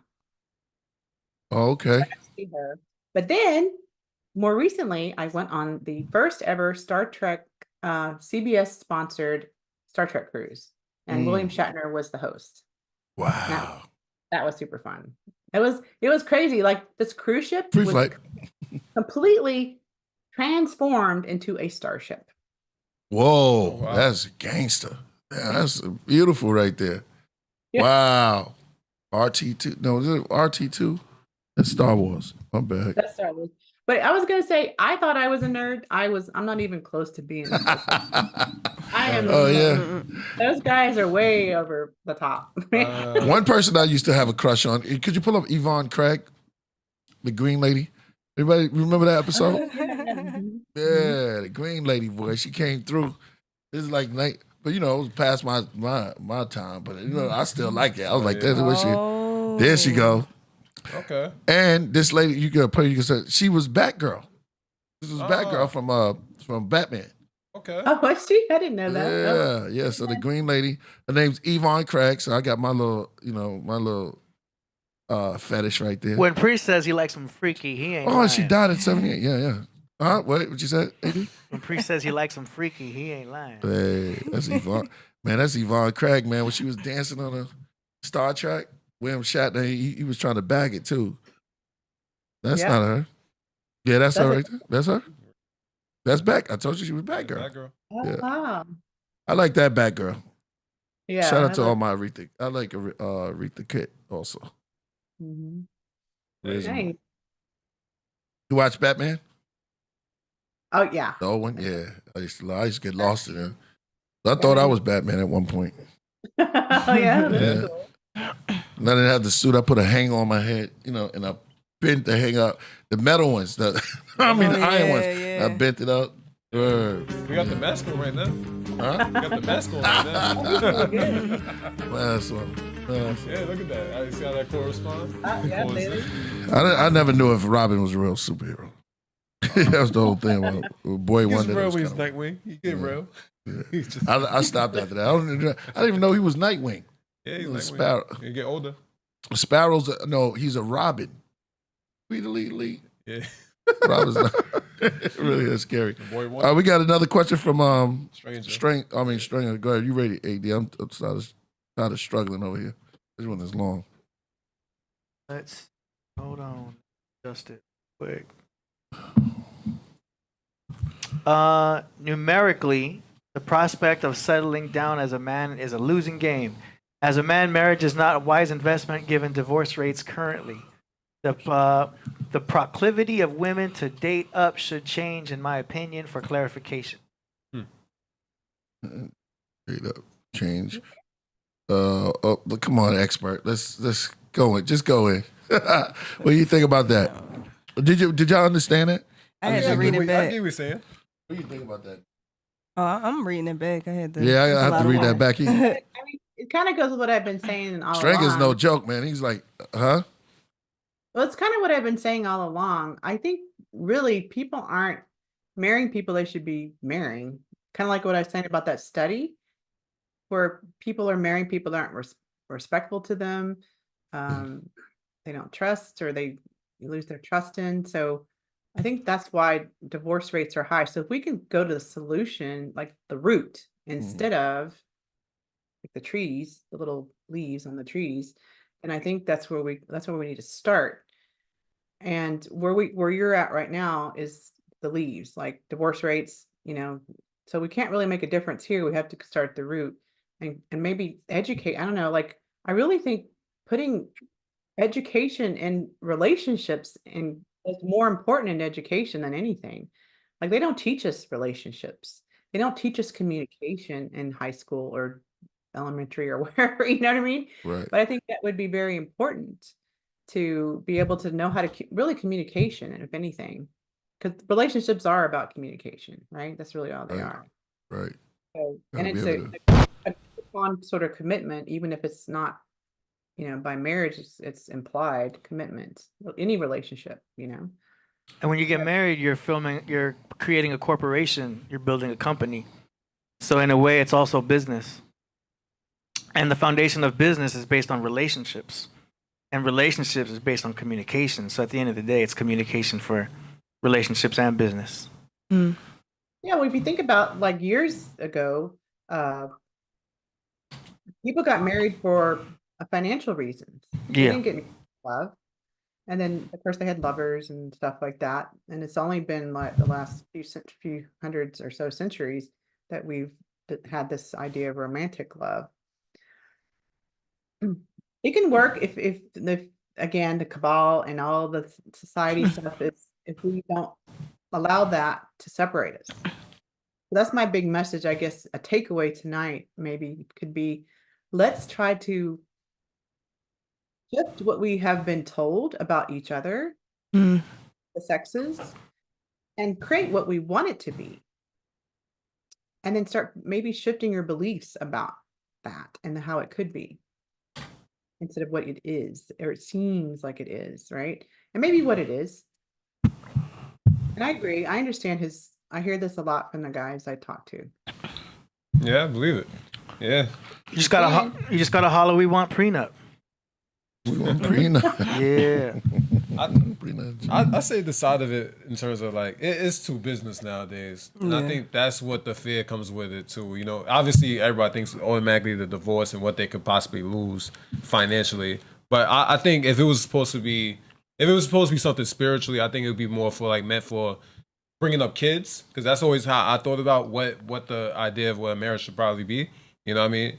In terms of like raising kids and building that up, you know what I mean? Because that makes more sense. I think so nowadays it's too business minded. Yeah. You know what I mean? Nah, I agree. I don't think we have to go through the government to be with someone. I feel like, if you love someone, y'all can have a little ceremony. You don't necessarily have to sign papers. And I mean, if you want to have like a slight agreement between each other, like, just in case something does happen later on down the line, I think that's cool. But yeah, I think it's unnecessary. You can make an Voice agreement. of the youth. If we break up, he takes half your stuff. Agreed. I can't wait. You can do that without a paper. Oh man. Do a fist bump. You got it. If we break up, I'm gonna give you half my stuff. Not a Yeah. problem. Man, that divorce could fail a lot of people though. Oh, sure. Yeah, it could. Oh, I understand why people are cynical. I really can see it. And I see it everywhere. It's both women and men. And again, we can say you're right that I'm, right that men are this way, or right that women are this way. But until we just let go of that righteousness or rightness, like, do you want to be right or related, right? So how can we, the question to ask is, how can we get back to being related? How can we get back to being connected? How can we increase the marriage success rate? This woman is. Woo! Solution. I think that fear. I think wiping away that fear is a way to try to get that solution going. You know what I mean? Because I think that's really what most of it is. There's a lot of fear going on, lack of communication, a lot of validation from others. You know what I mean? Looking from the outside the window. You know what I mean? So there's a lot of that going on too. But look at this. She said, go to the root. Like, what's the cause of the fear? It's the cause of the fear. You go to the root of it. I think that's all from whatever is developed from what they watch and what they've seen as a person. So I think from like if you witness a bunch of relationships not working in your circle, if it's like with his family, friends, whatever, that's what you're going to see. So I think that's part of the problem there, and then your own trauma too. Yeah, but you did the work though. You just went into the root. So there you go. Yeah, I mean I think that's part of it. You know. Obviously, there's other factors that could be there. Yeah, no, definitely not. Like, not being able to see healthy relationships on a regular, it can definitely reflect, on your everyday. So, right. Yeah.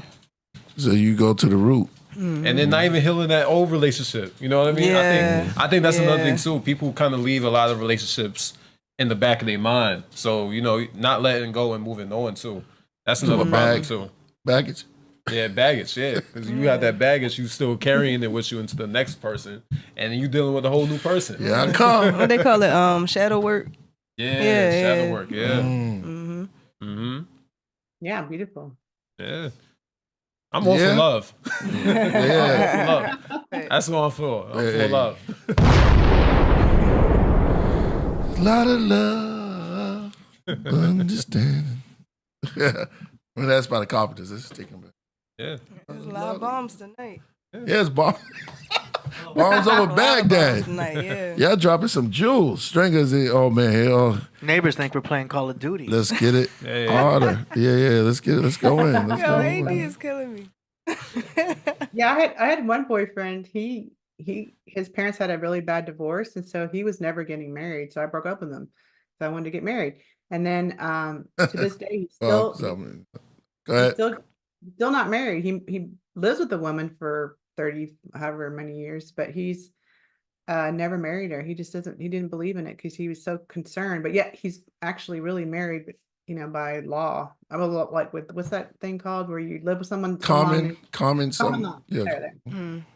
So, but he made that up. It's not true. It's not true that marriages. I'm sorry. Hold on. You say you made that up. Shout out to my man. Bobby Bang, be like, you just made that up. He made up that marriages are going to be bad, what? right? You just made that up. But what do you focus on? What are you focusing on? Are you focusing on it's going to be bad? Well, that's what you're going to get. If you're focusing on good, then that's what's, Right. So you can be, if you believe you can, or you've heard that quote, you believe you can, or you believe you can't. Well, you're right either way. So which, like that, from Tomorrowland, they talked about the wolf. Which one, wolf, the bad wolf or the good wolf? Which one do you feed? Which one is the one that's right? Is the one you feed? So which one are you going to feed? The good one or the bad one? So this is new. I didn't have, wait a minute. Which one do you feed? Well, do you want to have the bad or do you want to have the good? My daughter, she was young and she was, math's too hard for me. It's just too hard. I want to be taken out of advanced class. I want to be put back in regular math class. And I said, Jessica, you're smart. You can do this. And then she told me later her dad had told her she wasn't smart, And so I said, well, it's interesting, Jessica. You're believing your dad over me. That's just interesting, isn't it? She's like, she started laughing hysterically. She's like, because she saw this, like, I don't know what the word is, but like the absurdity of her deciding to believe the negative over the positive, right? And I said, Jessica, I want you to be a person that doesn't need me to tell you that you're smart. Because if you need me to tell you that you're smart, you're going to have, when someone tells you you're stupid, you're going to believe them. So if you can just be like, I can do this, not because I said so, and not because your dad said you're not able to do it, then you'll just believe that you can and go forth and make it happen. Just like focus on that you can do it. You know what? I think she made an A that semester. Wow.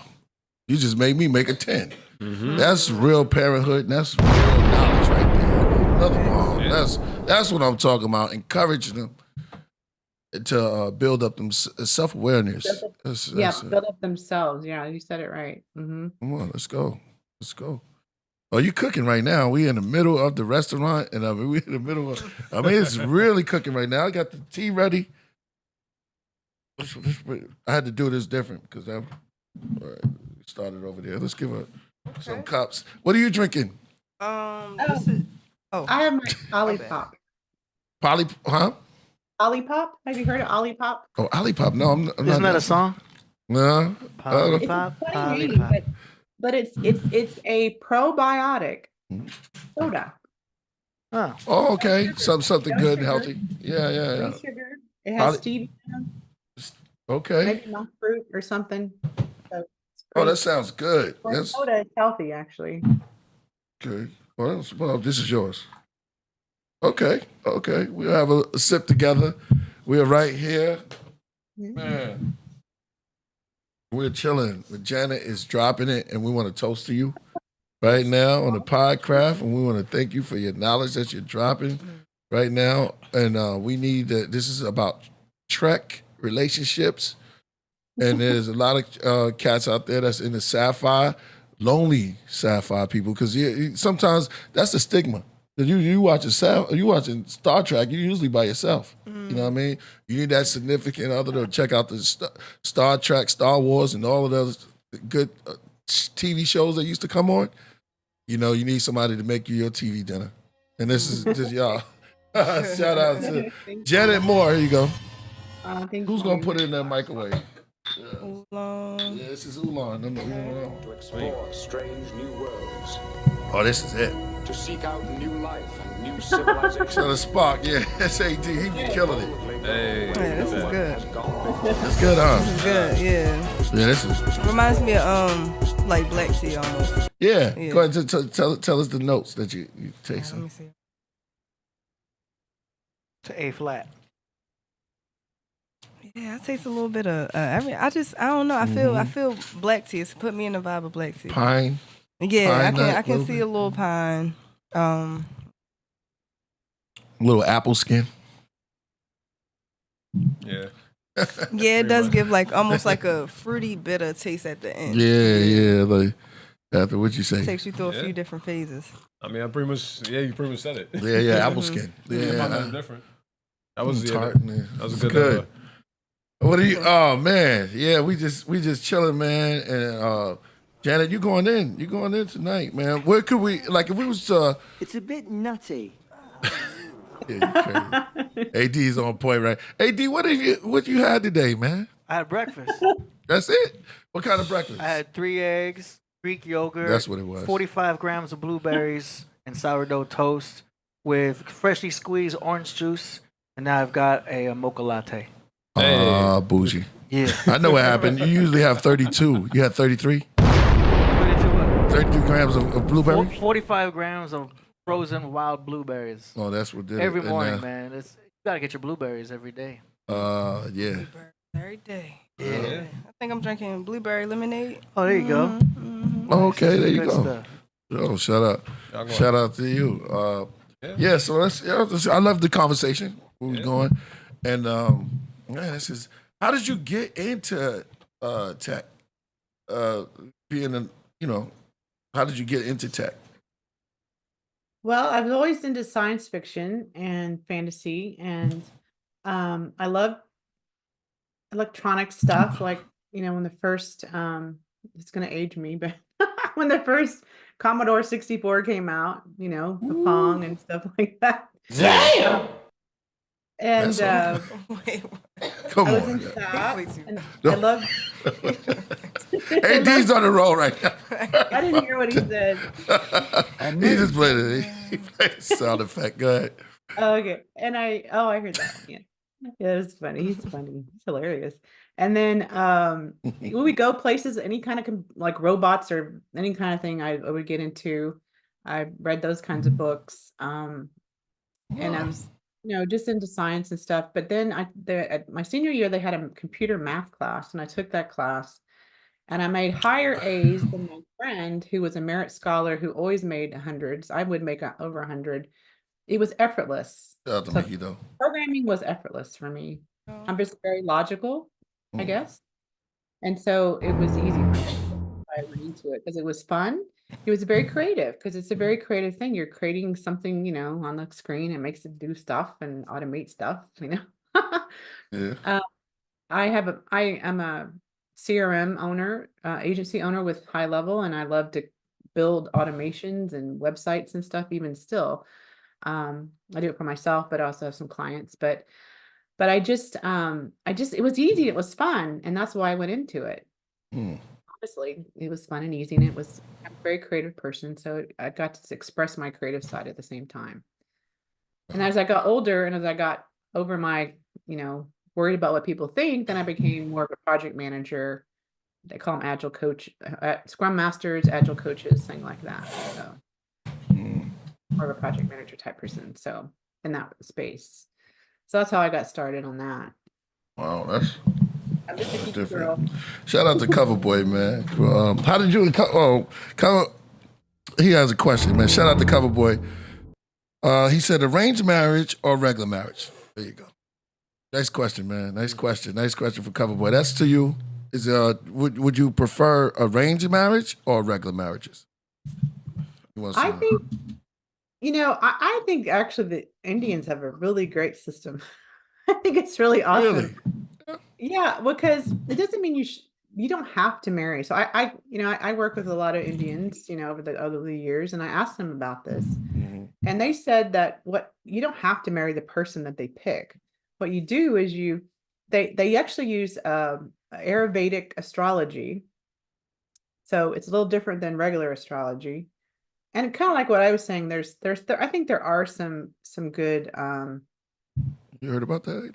matches for astrology. Maybe not like specific, but like the higher levels. Like me not being with a Sagittarius or a Gemini, but my same signs. Usually those are the best, and some others are pretty good too.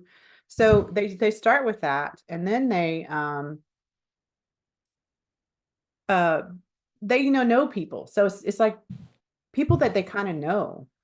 And so the families that they know, they're not just some random stranger or something.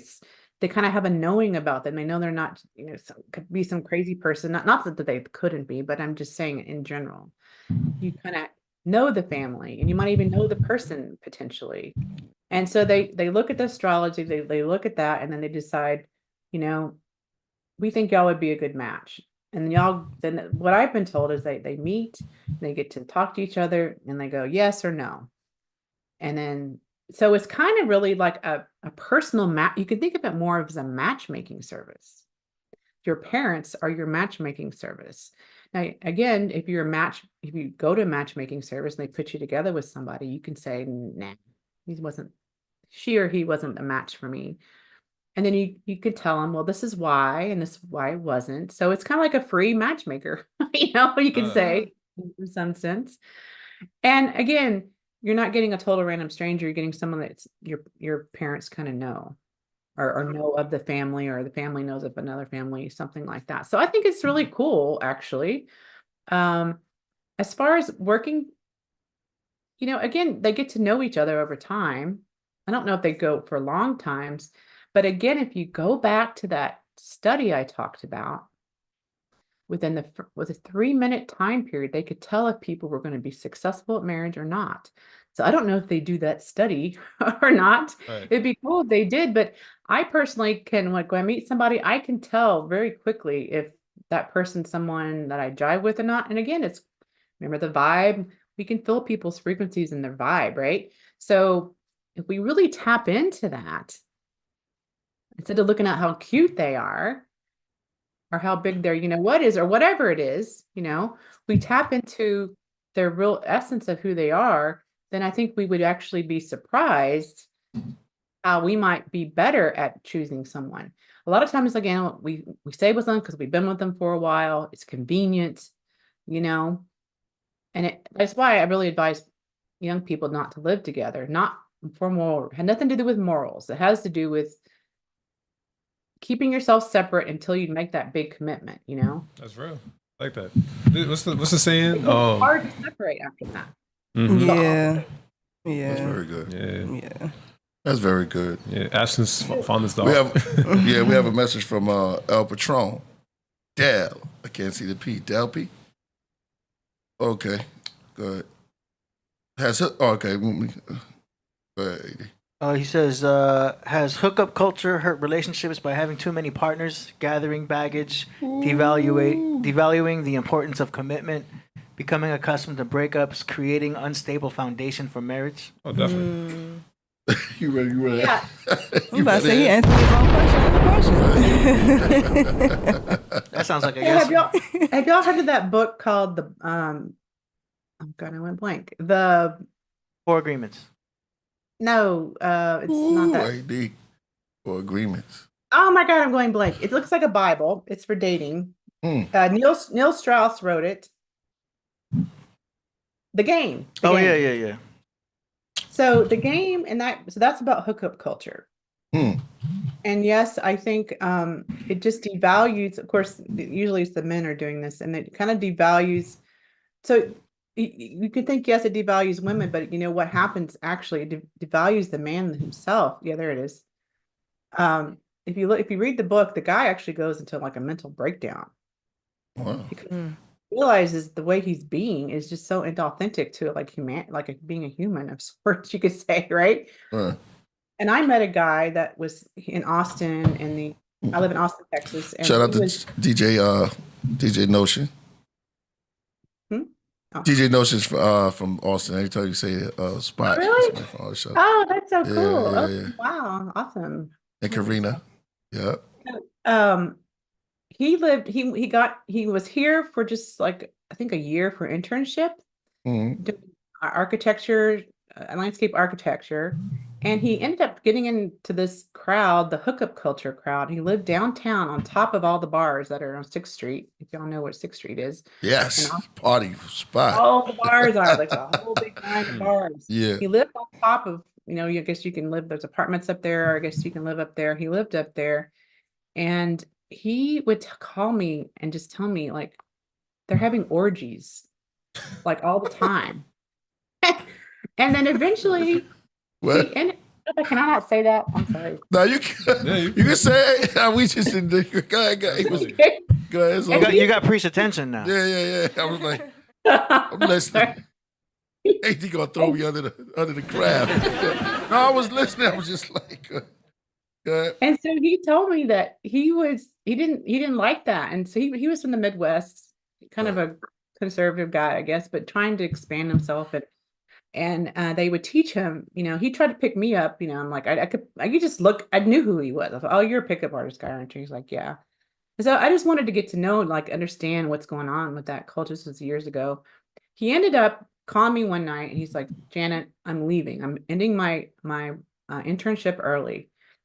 My mental state is, I can't do this anymore. I just can't. And so he left Austin and went back home, and he's got to finish out his college years, but ended up kind of just like that book, kind of lost his mind of sorts. So I think, yes, it has deteriorated, not only, making women feel like they're a piece of meat, but also the men's psychological, this pickup, just keep, like the notches on the bedpost. I think it messes with your mind because I don't think that's how we're really designed necessarily to be. That's what my personal opinion, doesn't mean it's the truth, but that's what I think. I think we're really meant to be connected, like really connected, not just like connected for sex, but just connected and create those deep relationships. So I agree. Spiritually, it devalues the spiritual practice of it. You know what I mean? Because I believe that sex is supposed to be spiritual, but we as humans kind of made it into a very surface level thing. You know what I mean?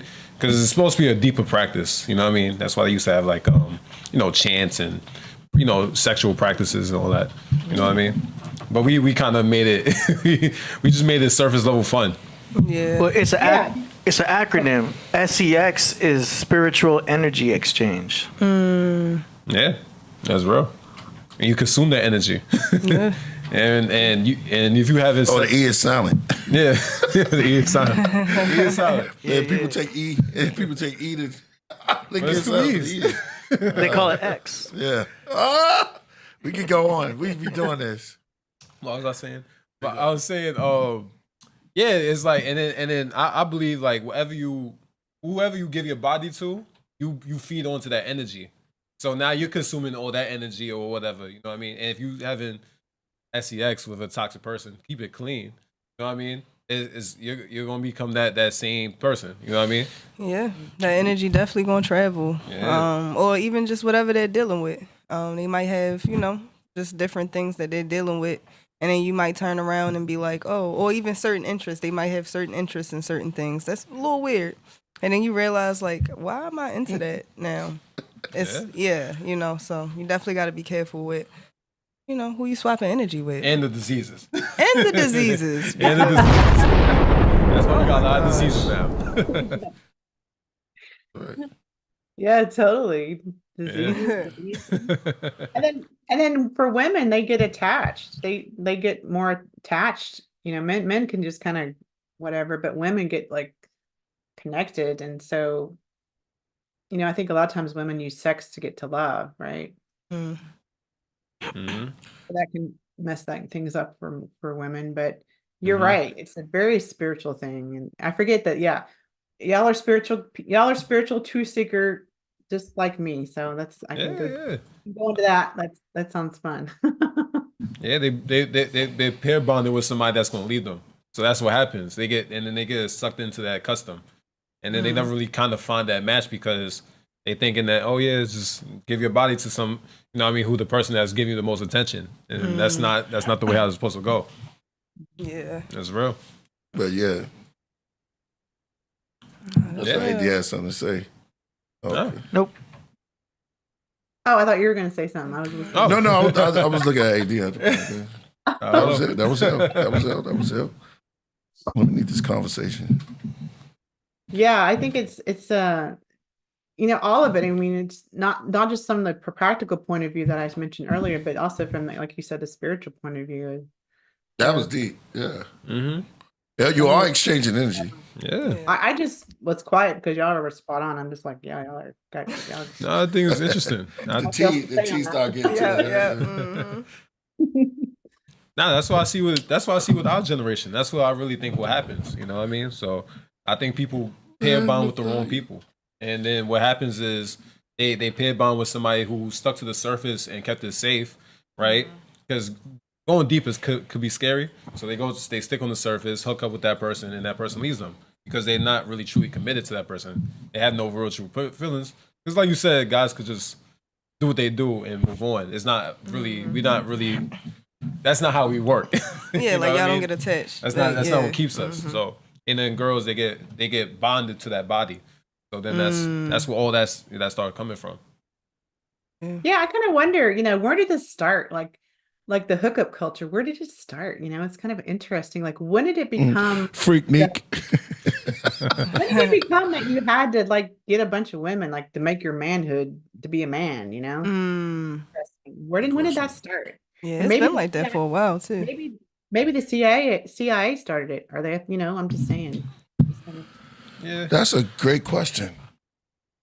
Let me look through the chat. What's coming about health? But I'm gonna still think about that. That's a deep question. Where did that start? Yeah. We don't ponder on that. The more women you got, the better you. I mean, I think there's a kings because back in the day, kings, right? But that was wives. You know what I mean? I think there was a different. They had concubines too. They had concubines, yeah. You know what I mean? Was not to keep them like that, right? Dark. No, it's real. It's real. That's what they had. Right. But then everybody had kids with them. You know what I mean? The other people had kids with them, and then that's kind of, that's what bastards are, right? Because they're not claimed kids. You know what I mean? Yeah, I never thought about that. It's deep. It started a long time ago, actually. But maybe more, I guess, in more recent culture. Like the first type of pimp. When did the hookup culture start? Hookup culture? Yeah. You know what I mean? I feel like it was probably mainly introduced in the music first. Maybe. Oh, really? Okay. Yeah. Yeah, I feel like probably in the '60s when everyone started to be more free loving and everything. Thank you. Yeah, I think that's a little bit more. Yeah, drug free. It's all the hippies' fault. Okay, I can see it. The hippies made it happen. I think brothels. I think Well, it was less disease. Yeah. So you can be a little bit more careless, and you write about free love. So if we think about it, yeah, exactly.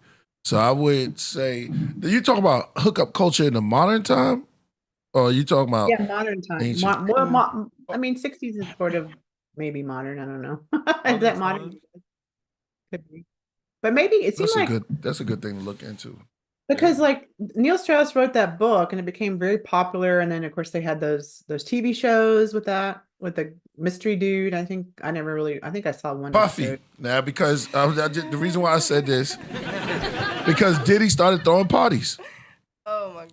Diddy started throwing. No, everybody started throwing parties and stuff like that. Everybody would go to the clubs, and then the clubs became real popular. They would push it. Oh, you ever been to a white party? You ever been to a black party, a red party? These exclusive parties, and they would be hooking up in there, and it's just like they would be doing it on a Tuesday night. There was a place called out in LA called Peanuts. And a place in New York called Cheetahs. You know, Jay-Z rapped about it. Yeah. Club Cheetahs. You can hear some of the songs. So people would come there and hook up. They would just hook up and things would be happening, exchanging. Then you have the stars and celebrity. Studio 54. So imagine Studio 54 back in the 60s, 70s, pushed up because they started there. You had all these celebrities that would go to these parties back then, and they said that whatever happened in Studio 54 stays in there. You know what I'm saying? So, and it was cocaine all over the place. Drugs, you know, maybe we could look into that. Oh, yeah. Yeah, that's a good point. Yeah, because like Neil Strauss wrote that book. I don't remember, was it early 2000s? I don't know when it was written, but that hookup culture was already there. And he just tapped. So we would have to look into that. And so, yeah, AD was right. I mean, I think we all got a little piece of the music. Free Love was in the music. Disco came out. You know what I mean? The songs change. Remember the song we played? Come over. Yeah. By 4x4. Come over. Yeah. They wanted to get a little love. More aggressive. Yeah, now it's like, yo, kicking the dog, waving the 4-4. I don't want your clothes on no more. You know what I mean? Come on. See how they was, he was looking for love then. Yeah. But he was ready to smash. New Edition said, they said something about the rain. You know what I mean? Yeah. What was that song? The Rain. You know, everybody know. Yeah. They was all doing love songs and then Make It Rain. You know what I mean? But now they making it rain. Everybody know this New Edition song that says, what's the main song about rain? Rain and Men? No, that was the twin sisters. Nah, we all off. See, well, you turn it up now. Yeah. I want to go outside in the rain. That was the Delphonics. And then New Edition. What's the rain song? Let me look at. It was in the movies. Candy Rain. But I don't think Candy Rain was about another bad creation. Yeah. No, that was Doom. Nah, that was Heavy D's group. I just felt so much.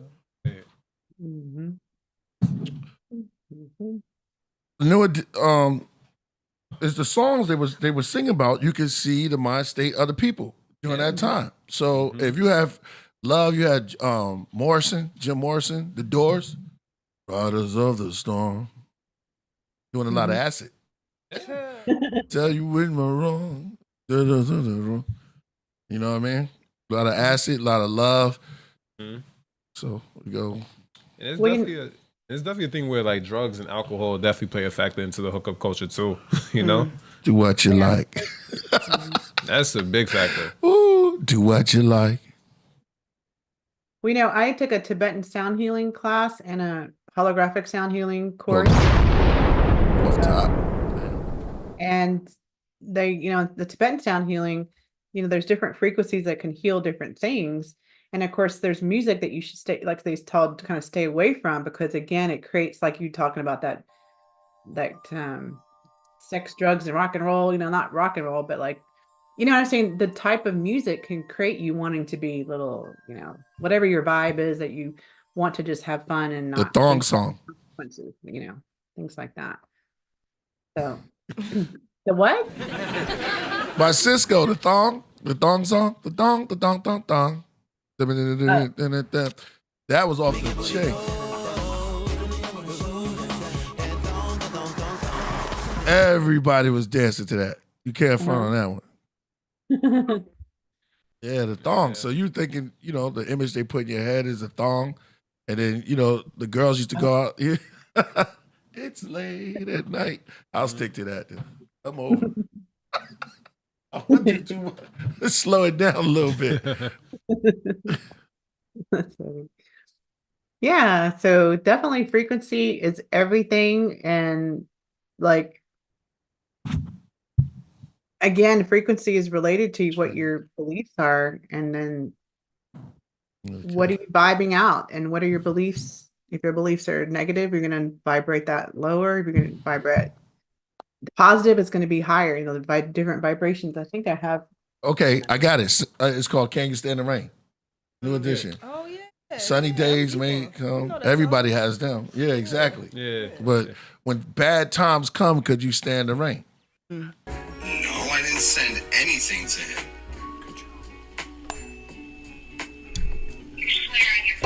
Behold a poet not over yet. The Skywolf daddy was spotted at the scene again, floating in his Astro Cosby sweater.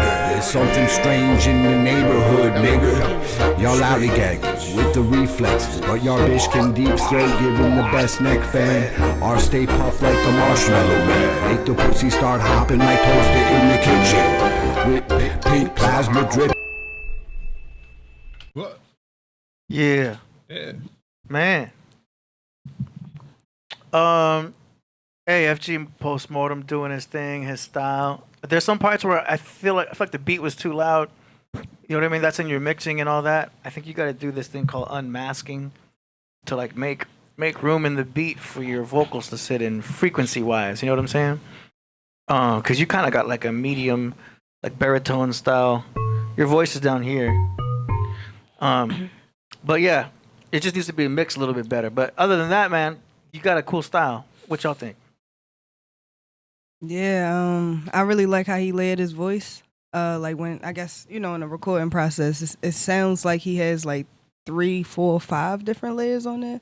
I like the whisper, like the real breathy. Yeah, I just like how he approached it, and the visuals is crazy. I seen him drop a little knowledge in there too. So yeah, I think he's another one that I might have seen last time. Yeah. Yeah. Mm-hmm.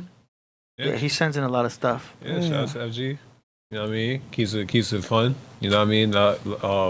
Always lighthearted. You know what I mean? And it always corresponds with the what were you talking about today? You know what I mean? Right. So yeah. I like that. You know what I mean? Shout out to FG postmortem. You know what I mean? I'm not gonna get all scientifical and you know what I mean, but you know what I mean? Shout out to him, man. Do your thing. Yeah. Yeah. That's what's up. We got a super chat just came in from a Jamie's Uncensored. Says, "Yo, producer Do, you gotta be itching to be ready. Ready my super chats in context." I think he means read. This one good, baby. Got Karate Kid in background. Now movie tunes. Love it. Yeah. Karate Kid. I think he means that part in Karate Kid when he goes out into the beach. You ready? Wait, you don't want to just come on in? No. Hold on. Let me. You got the mask on for a reason. Let me give them something. Yeah. I don't know why y'all do that. Let me just put on a Killah Priest video or something. I don't know. Let's see. We can do a little bit of this. All right, y'all. Be right back. Welcome. That's one of my faves too. Right? Behind the Vedic veils, Sarah Bartman, Venus of Holophels, Victory visits Valor Vest through Vortex, Stargate, the tarot card shows Patar face. The god You gotta show the whole thing. With the ski mask on. Yeah, man. Yeah. Oh man, we back. Back in the Get it intact. Let me take my mask off. Uh-oh. Yeah. I just took it off. Everybody was waiting for it. Yeah, now I can see him. All right. You're not taking the mask off? I just took it off. Oh. Want to put it back on? You mean your hoodie? Aren't you hot? Nah. You're making me hot. Like, Nah, I'm not hot. just feels warm. You know, it's nothing's under here. This is this cloth, man. This cloth is like real light. It's because I have the AC on. Mm-hmm. Well, you're just in time, Priest, because we about to do the. It's not Priest. Oh, what is this? Somebody else. I told you tonight. This is the T Ghost. Oh yeah. There you go. Energy. It's time for the God finale. Hey, Just in time. let's go.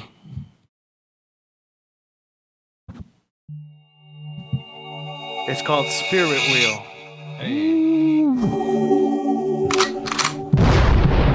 Making myself awfully clear.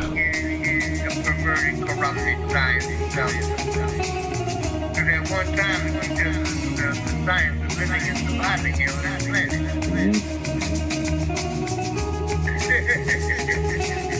Science of life.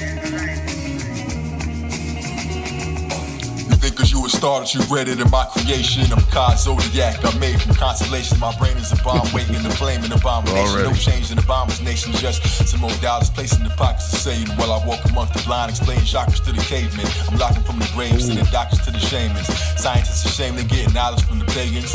I'm in Nirvana with militant, philosophical, diligent builders aiming for spots in a large nation. I mean the all in all, the freedom of God hopped and rise to the occasion. Surprised that we invading your time's finished, diminished. I'm live from the awakening. Cameras on tilt as I flex my success. I'm fly, look what I built. Smooth just like silk in the groove. You might wilt if your lotus ain't focused. It's shown just like a quilt from the needle. To the ragged, to the laser, my behavior resembles the high seven. You see my two fingers up, yelling peace to the gods. Waving bye to the haters, standing on the black dot in the center of my square. In the middle of the circle, I designed the creator. Khalif the Khalifa when I speak through the speaker. Thoughts of a magician is lost in mysticism that reached the non-believer. I shine in your theater. The clock was already moving. I-A-K, send it to MC. For the record, each song is a part that makes me. Signs of the times, the future I foresee. K-A-Z-O-D, I-A-K, send it to MC. For the record, each song is a part that makes me. Wheel of the spirit, the stars, indeed. Who's better than this? Intelligentness. Clouds like I pass heaven and split. Killing cops, shaming treacherousness. You serve the devil, you're protecting the myth. Professional hitman, I spit excellence. I connect you to bliss. Grab this pebble from my hand and I let you exist. But if you don't, well, I spit a ghost spell. Get off my coattails. My coach is our God. I live it so well. The life of a G is high as can be. A soul model, what your role model aspires to be. True boss life, in order to lead, you need foresight. Became rich for PRT, we ain't poor, right? Error of the rich righteous, that fix the crisis of the terror of the mid-lifeless. The myth virus infecting the whole planet, infected the globe is medic, depressing my soul, answers the questions. I'm like Osiris flying in the gold-plated sky disc with no pilot. Kingdom of heaven, you can walk through my gate and speak certainty. Sounds is a virtuous trait. Lyrics. I was more amazing, I ain't have to learn to be great. When every child's born, they ain't have to learn to create. It's when it feels rejected, that's when love turns into hate. God leap through a hole within space, welcome to my dimension. When you think of the God, well I'm the guy you mentioned. Z-O-D, we're not playing no more, yo. I-A-K, you send it to MC. For the record, each song is a part that makes me. Signs of the time, future I foresee. K-A-Z-O-D, I-A-K, you send it to MC. For the record, each song is a part that makes me. Wheel of the spirit, the stars, the spirit, the stars, the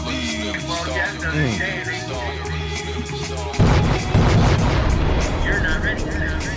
Wheel of the spirit, the stars, the spirit, the stars. It's the K-Born.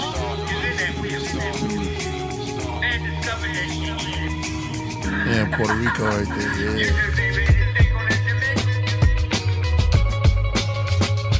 We just really regurgitate what's happening.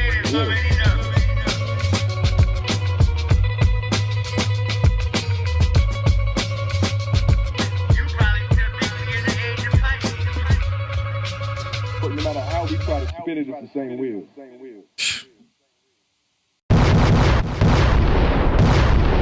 Perfecto. J Black, straight like that. Hey. Big bombs. Big bombs, yo. You went bananas. Banana lyrical beat. Yo, I would have to, like I said, I got to listen to it again. That was crazy. Crazy. God finale. Man. He's getting very theatrical. No, that was, yeah, I like the tempo too. The tempo was like, that was a death blow. Yeah. Death blow. That's what you call a death blow lyric. Like, all right, time for the death. The snake, it can wrap you up. Mm-hmm. But that was the constricted moment. You know what I mean? Like, I got you wrapped. Now I was constricted. Mm-hmm. Fire. Mm-hmm. I like the words on screen because he really makes sure that you digest the knowledge. Yeah, real lyricism. Honestly. dope. Nah, that's dope. Man, he's getting better and better and better. It's crazy. Yeah, man. Craft. It's the craft. It's the God finale. Yeah. That's God finale right there? Yes, sir. Of course. Yo, what you think? I was about to say I didn't expect anything less. I know he's royal priesthood family, so that's right. He was on the last joint I was on and killed that. So yeah, I'm definitely expecting to hear nothing but bars and knowledge drop. So he killed it. Yo, fire. Lego, Rango. Yep. We really got you, Solo Gems. Spirit will. Spirit will, yeah. Even the titles. As soon as he said I'm from the constellations, it was over. Mm-hmm. You coming out the door. Yo, that's like I came in the door. Word, that's like a Rakim line. Like I came in the door. I said it before. That was fire. Yo, fire. That was fire. Straight up. Ka Zodiac. Word. All right. Yo, man. We got Neru here. Yeah, we in here. Shout out to y'all. You know, this is amazing. Mm-hmm. You know, beautiful build. Shout out to Janet. I don't think I got to say bye to her before she left, but you know, I appreciate the gems. Definitely came in, you know, spit them balls too. It was just balls all around the board, you know. All types of bombs over Baghdad. It was just crazy. We killed it today. Yeah. Shout out to AD. Yay. Thank you. There you go. Jesus. Yeah. So we ready to do the yeah, hold on, let me. Whenever you ready. Exactly. She said thank you, it was fun. Much love to everybody. And Janet, more knowledge, more everything. And you, hey, how's the casino? You coming from Baltimore? Yeah. We had Janet Moore. Janet Moore, yep. Moors. Yo, let's talk heavy. about it. Yeah, the Moors, man. Moors made a noise. Real, I got something I want to show next show about the Moors. The Moors, it was 1980. They was locking it down. See, a lot of people don't be knowing history. Be going way back. Cats be surfing surfing it up. You know what I mean, for a long time. But check it out, man. If y'all still here, man, we're gonna play. Perfect place, because this is the perfect time to play. Perfect place to disappear. We're gonna start from my near my end into the hook, and then we're just gonna get out of here. It's an exclusive, yeah? Yeah, exclusive. Yeah, exactly. Gonna give them a little bit of that. What you said? Wait on what? No. I said on the video details. Oh, the video details. Exactly. Nah, I was just. We played it before. I was joking. Yeah. Yo, but you know what? You're right. Knowledge. You know, Solomon will make a good publicist for you. Yeah. Of course, he on be point. his publicist. Yeah, exactly. Well, he's not gonna tell me he's gonna mislead me. So No, that's facts. yeah. So I listen. I do the knowledge. Good marketing. Yeah. All right. You ready? Let's do it. Yo, ladies and gentlemen. Centuries of loneliness would end. Your collection of That's the whole Leonardo da thing. Vinci ADS masterpieces starts of from interest. Oh, started from your verse? the end of my verse, like near the middle. Oh, I don't know what that is. Yeah, Hold on, that let's come start back. with intro. No, that wasn't. Yeah, it was. It's half the song. I have to go through it. I'm serious. Needs a kidney. We froze. Nah, that's the second verse. Go to the first. Okay. Head to the pastor. This gym is like. Yeah. Start from right here. It was like Jasper. Merkaba master. I That's chop what- demons to other worlds. Let's I'm let devils it to roll. plaster. Rushing Whole with hell, verse. breathing asthma. Play Satan on gurneys next to Hermes. Send them off to their journey to Cleopatra. They read those chapters, Eagles capture. The Leo laughter. Neoplasma. Run through my veins in this matrix, and my basement became a plaza. And now I'm in the Sky Lounge with negative spirit hackers. Build on math and we read the chapters. Observe through our windows at the quiet disasters. Riots at NASA, marches, gender pride, freedom rights for the masses. Till we do away with first and second citizen classes. Religion is backwards, trying to comprehend to the pastor. This gym Be is more. like Jasper. Either we all live and strive for the youth to survive, or it all ends with the rapture. Forget waiting on the man, I'm making a plan. And for the ages of false statements, I'm taking a stand. Start an investigation on Satan with a cross in my hand. Make him plead guilty, now face the jury. We're in the courts of I am. If I could just vanish from off the planet, like magic, become caught from granite. Days, mathematics is understanding. Hey, hey, Woo!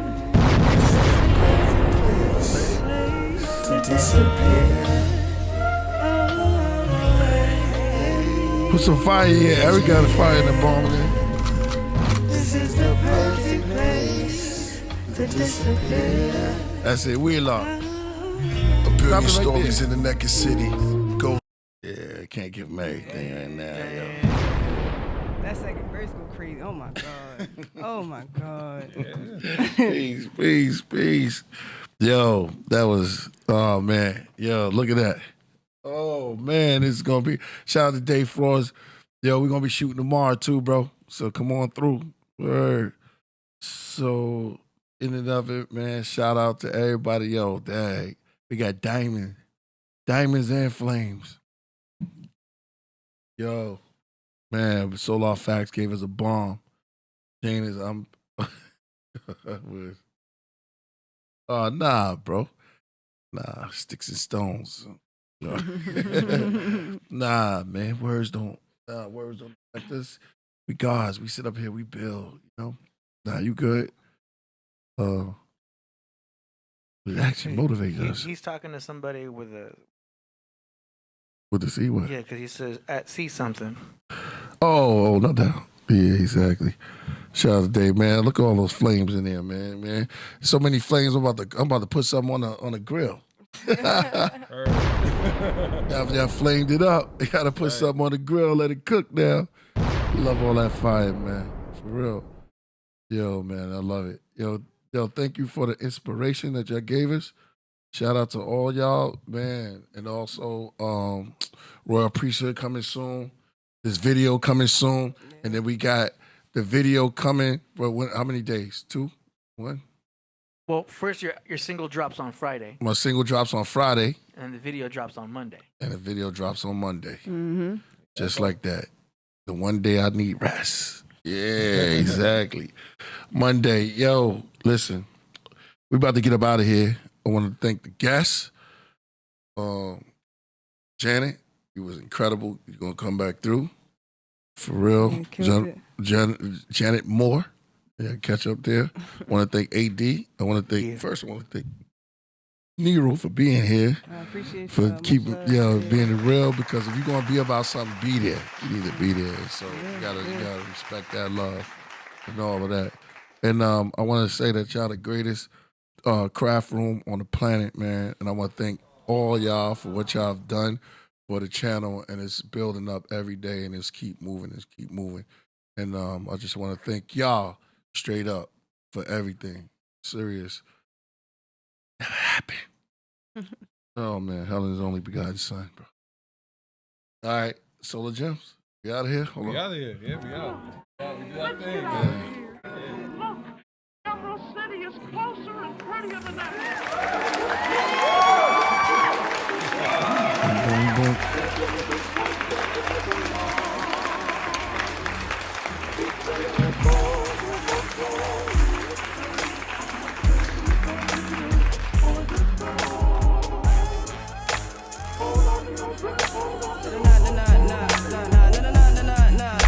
Killah Priest and killed the priest. Now I realize all the lies that was told to me. What about the history they stole from me? Land, artifacts, jewelry. This flashy shit ain't new to me. Doing bad shit, but still a revolutionary. Broke boys, lactose, like you can't eat dairy. Take your shoes off in the sanctuary. Who you priestess? Want the most this, but do the least this. Being a role model for my nieces. Configuring verses like thesis. Ghetto preachers, hood genius. This for my poor righteous teachers. Been here before the pilgrimage. It's all in your lineage. Yo, I'm not a poor righteous teacher. I'm rich and righteous, bringing that light to where the ice is. Plus on the mic, black's the nicest. I'm not divisive. I bring the truth. Your brain grows trying to fight it.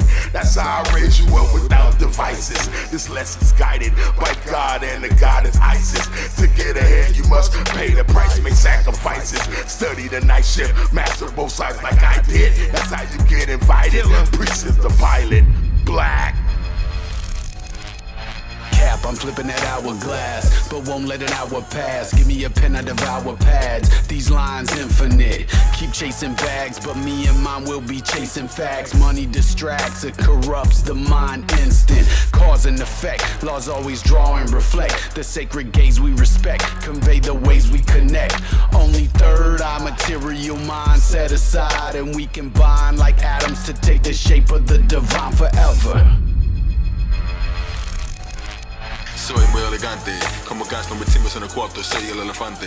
Relajandome, coin me sombre, preparado para el combate. Estrella holiday, Jesus, lead us, feed us, teach us, tamare, mira. En el cielo, the superhero, no tsunami, on no sea fellow. When I glow, make the whole street yellow. They scared now, red crown, walk around the illo. With him, that they sick in his lies, it's falsetto, surprise, the falsetto. Like flower in the eye, we reside from the pedals. Since a baby, I was fly, get a side, get Moretto, getting high, in the metal. Wish a nigga would like a ride with your pedal, we collide to the giant third eye with a pebble.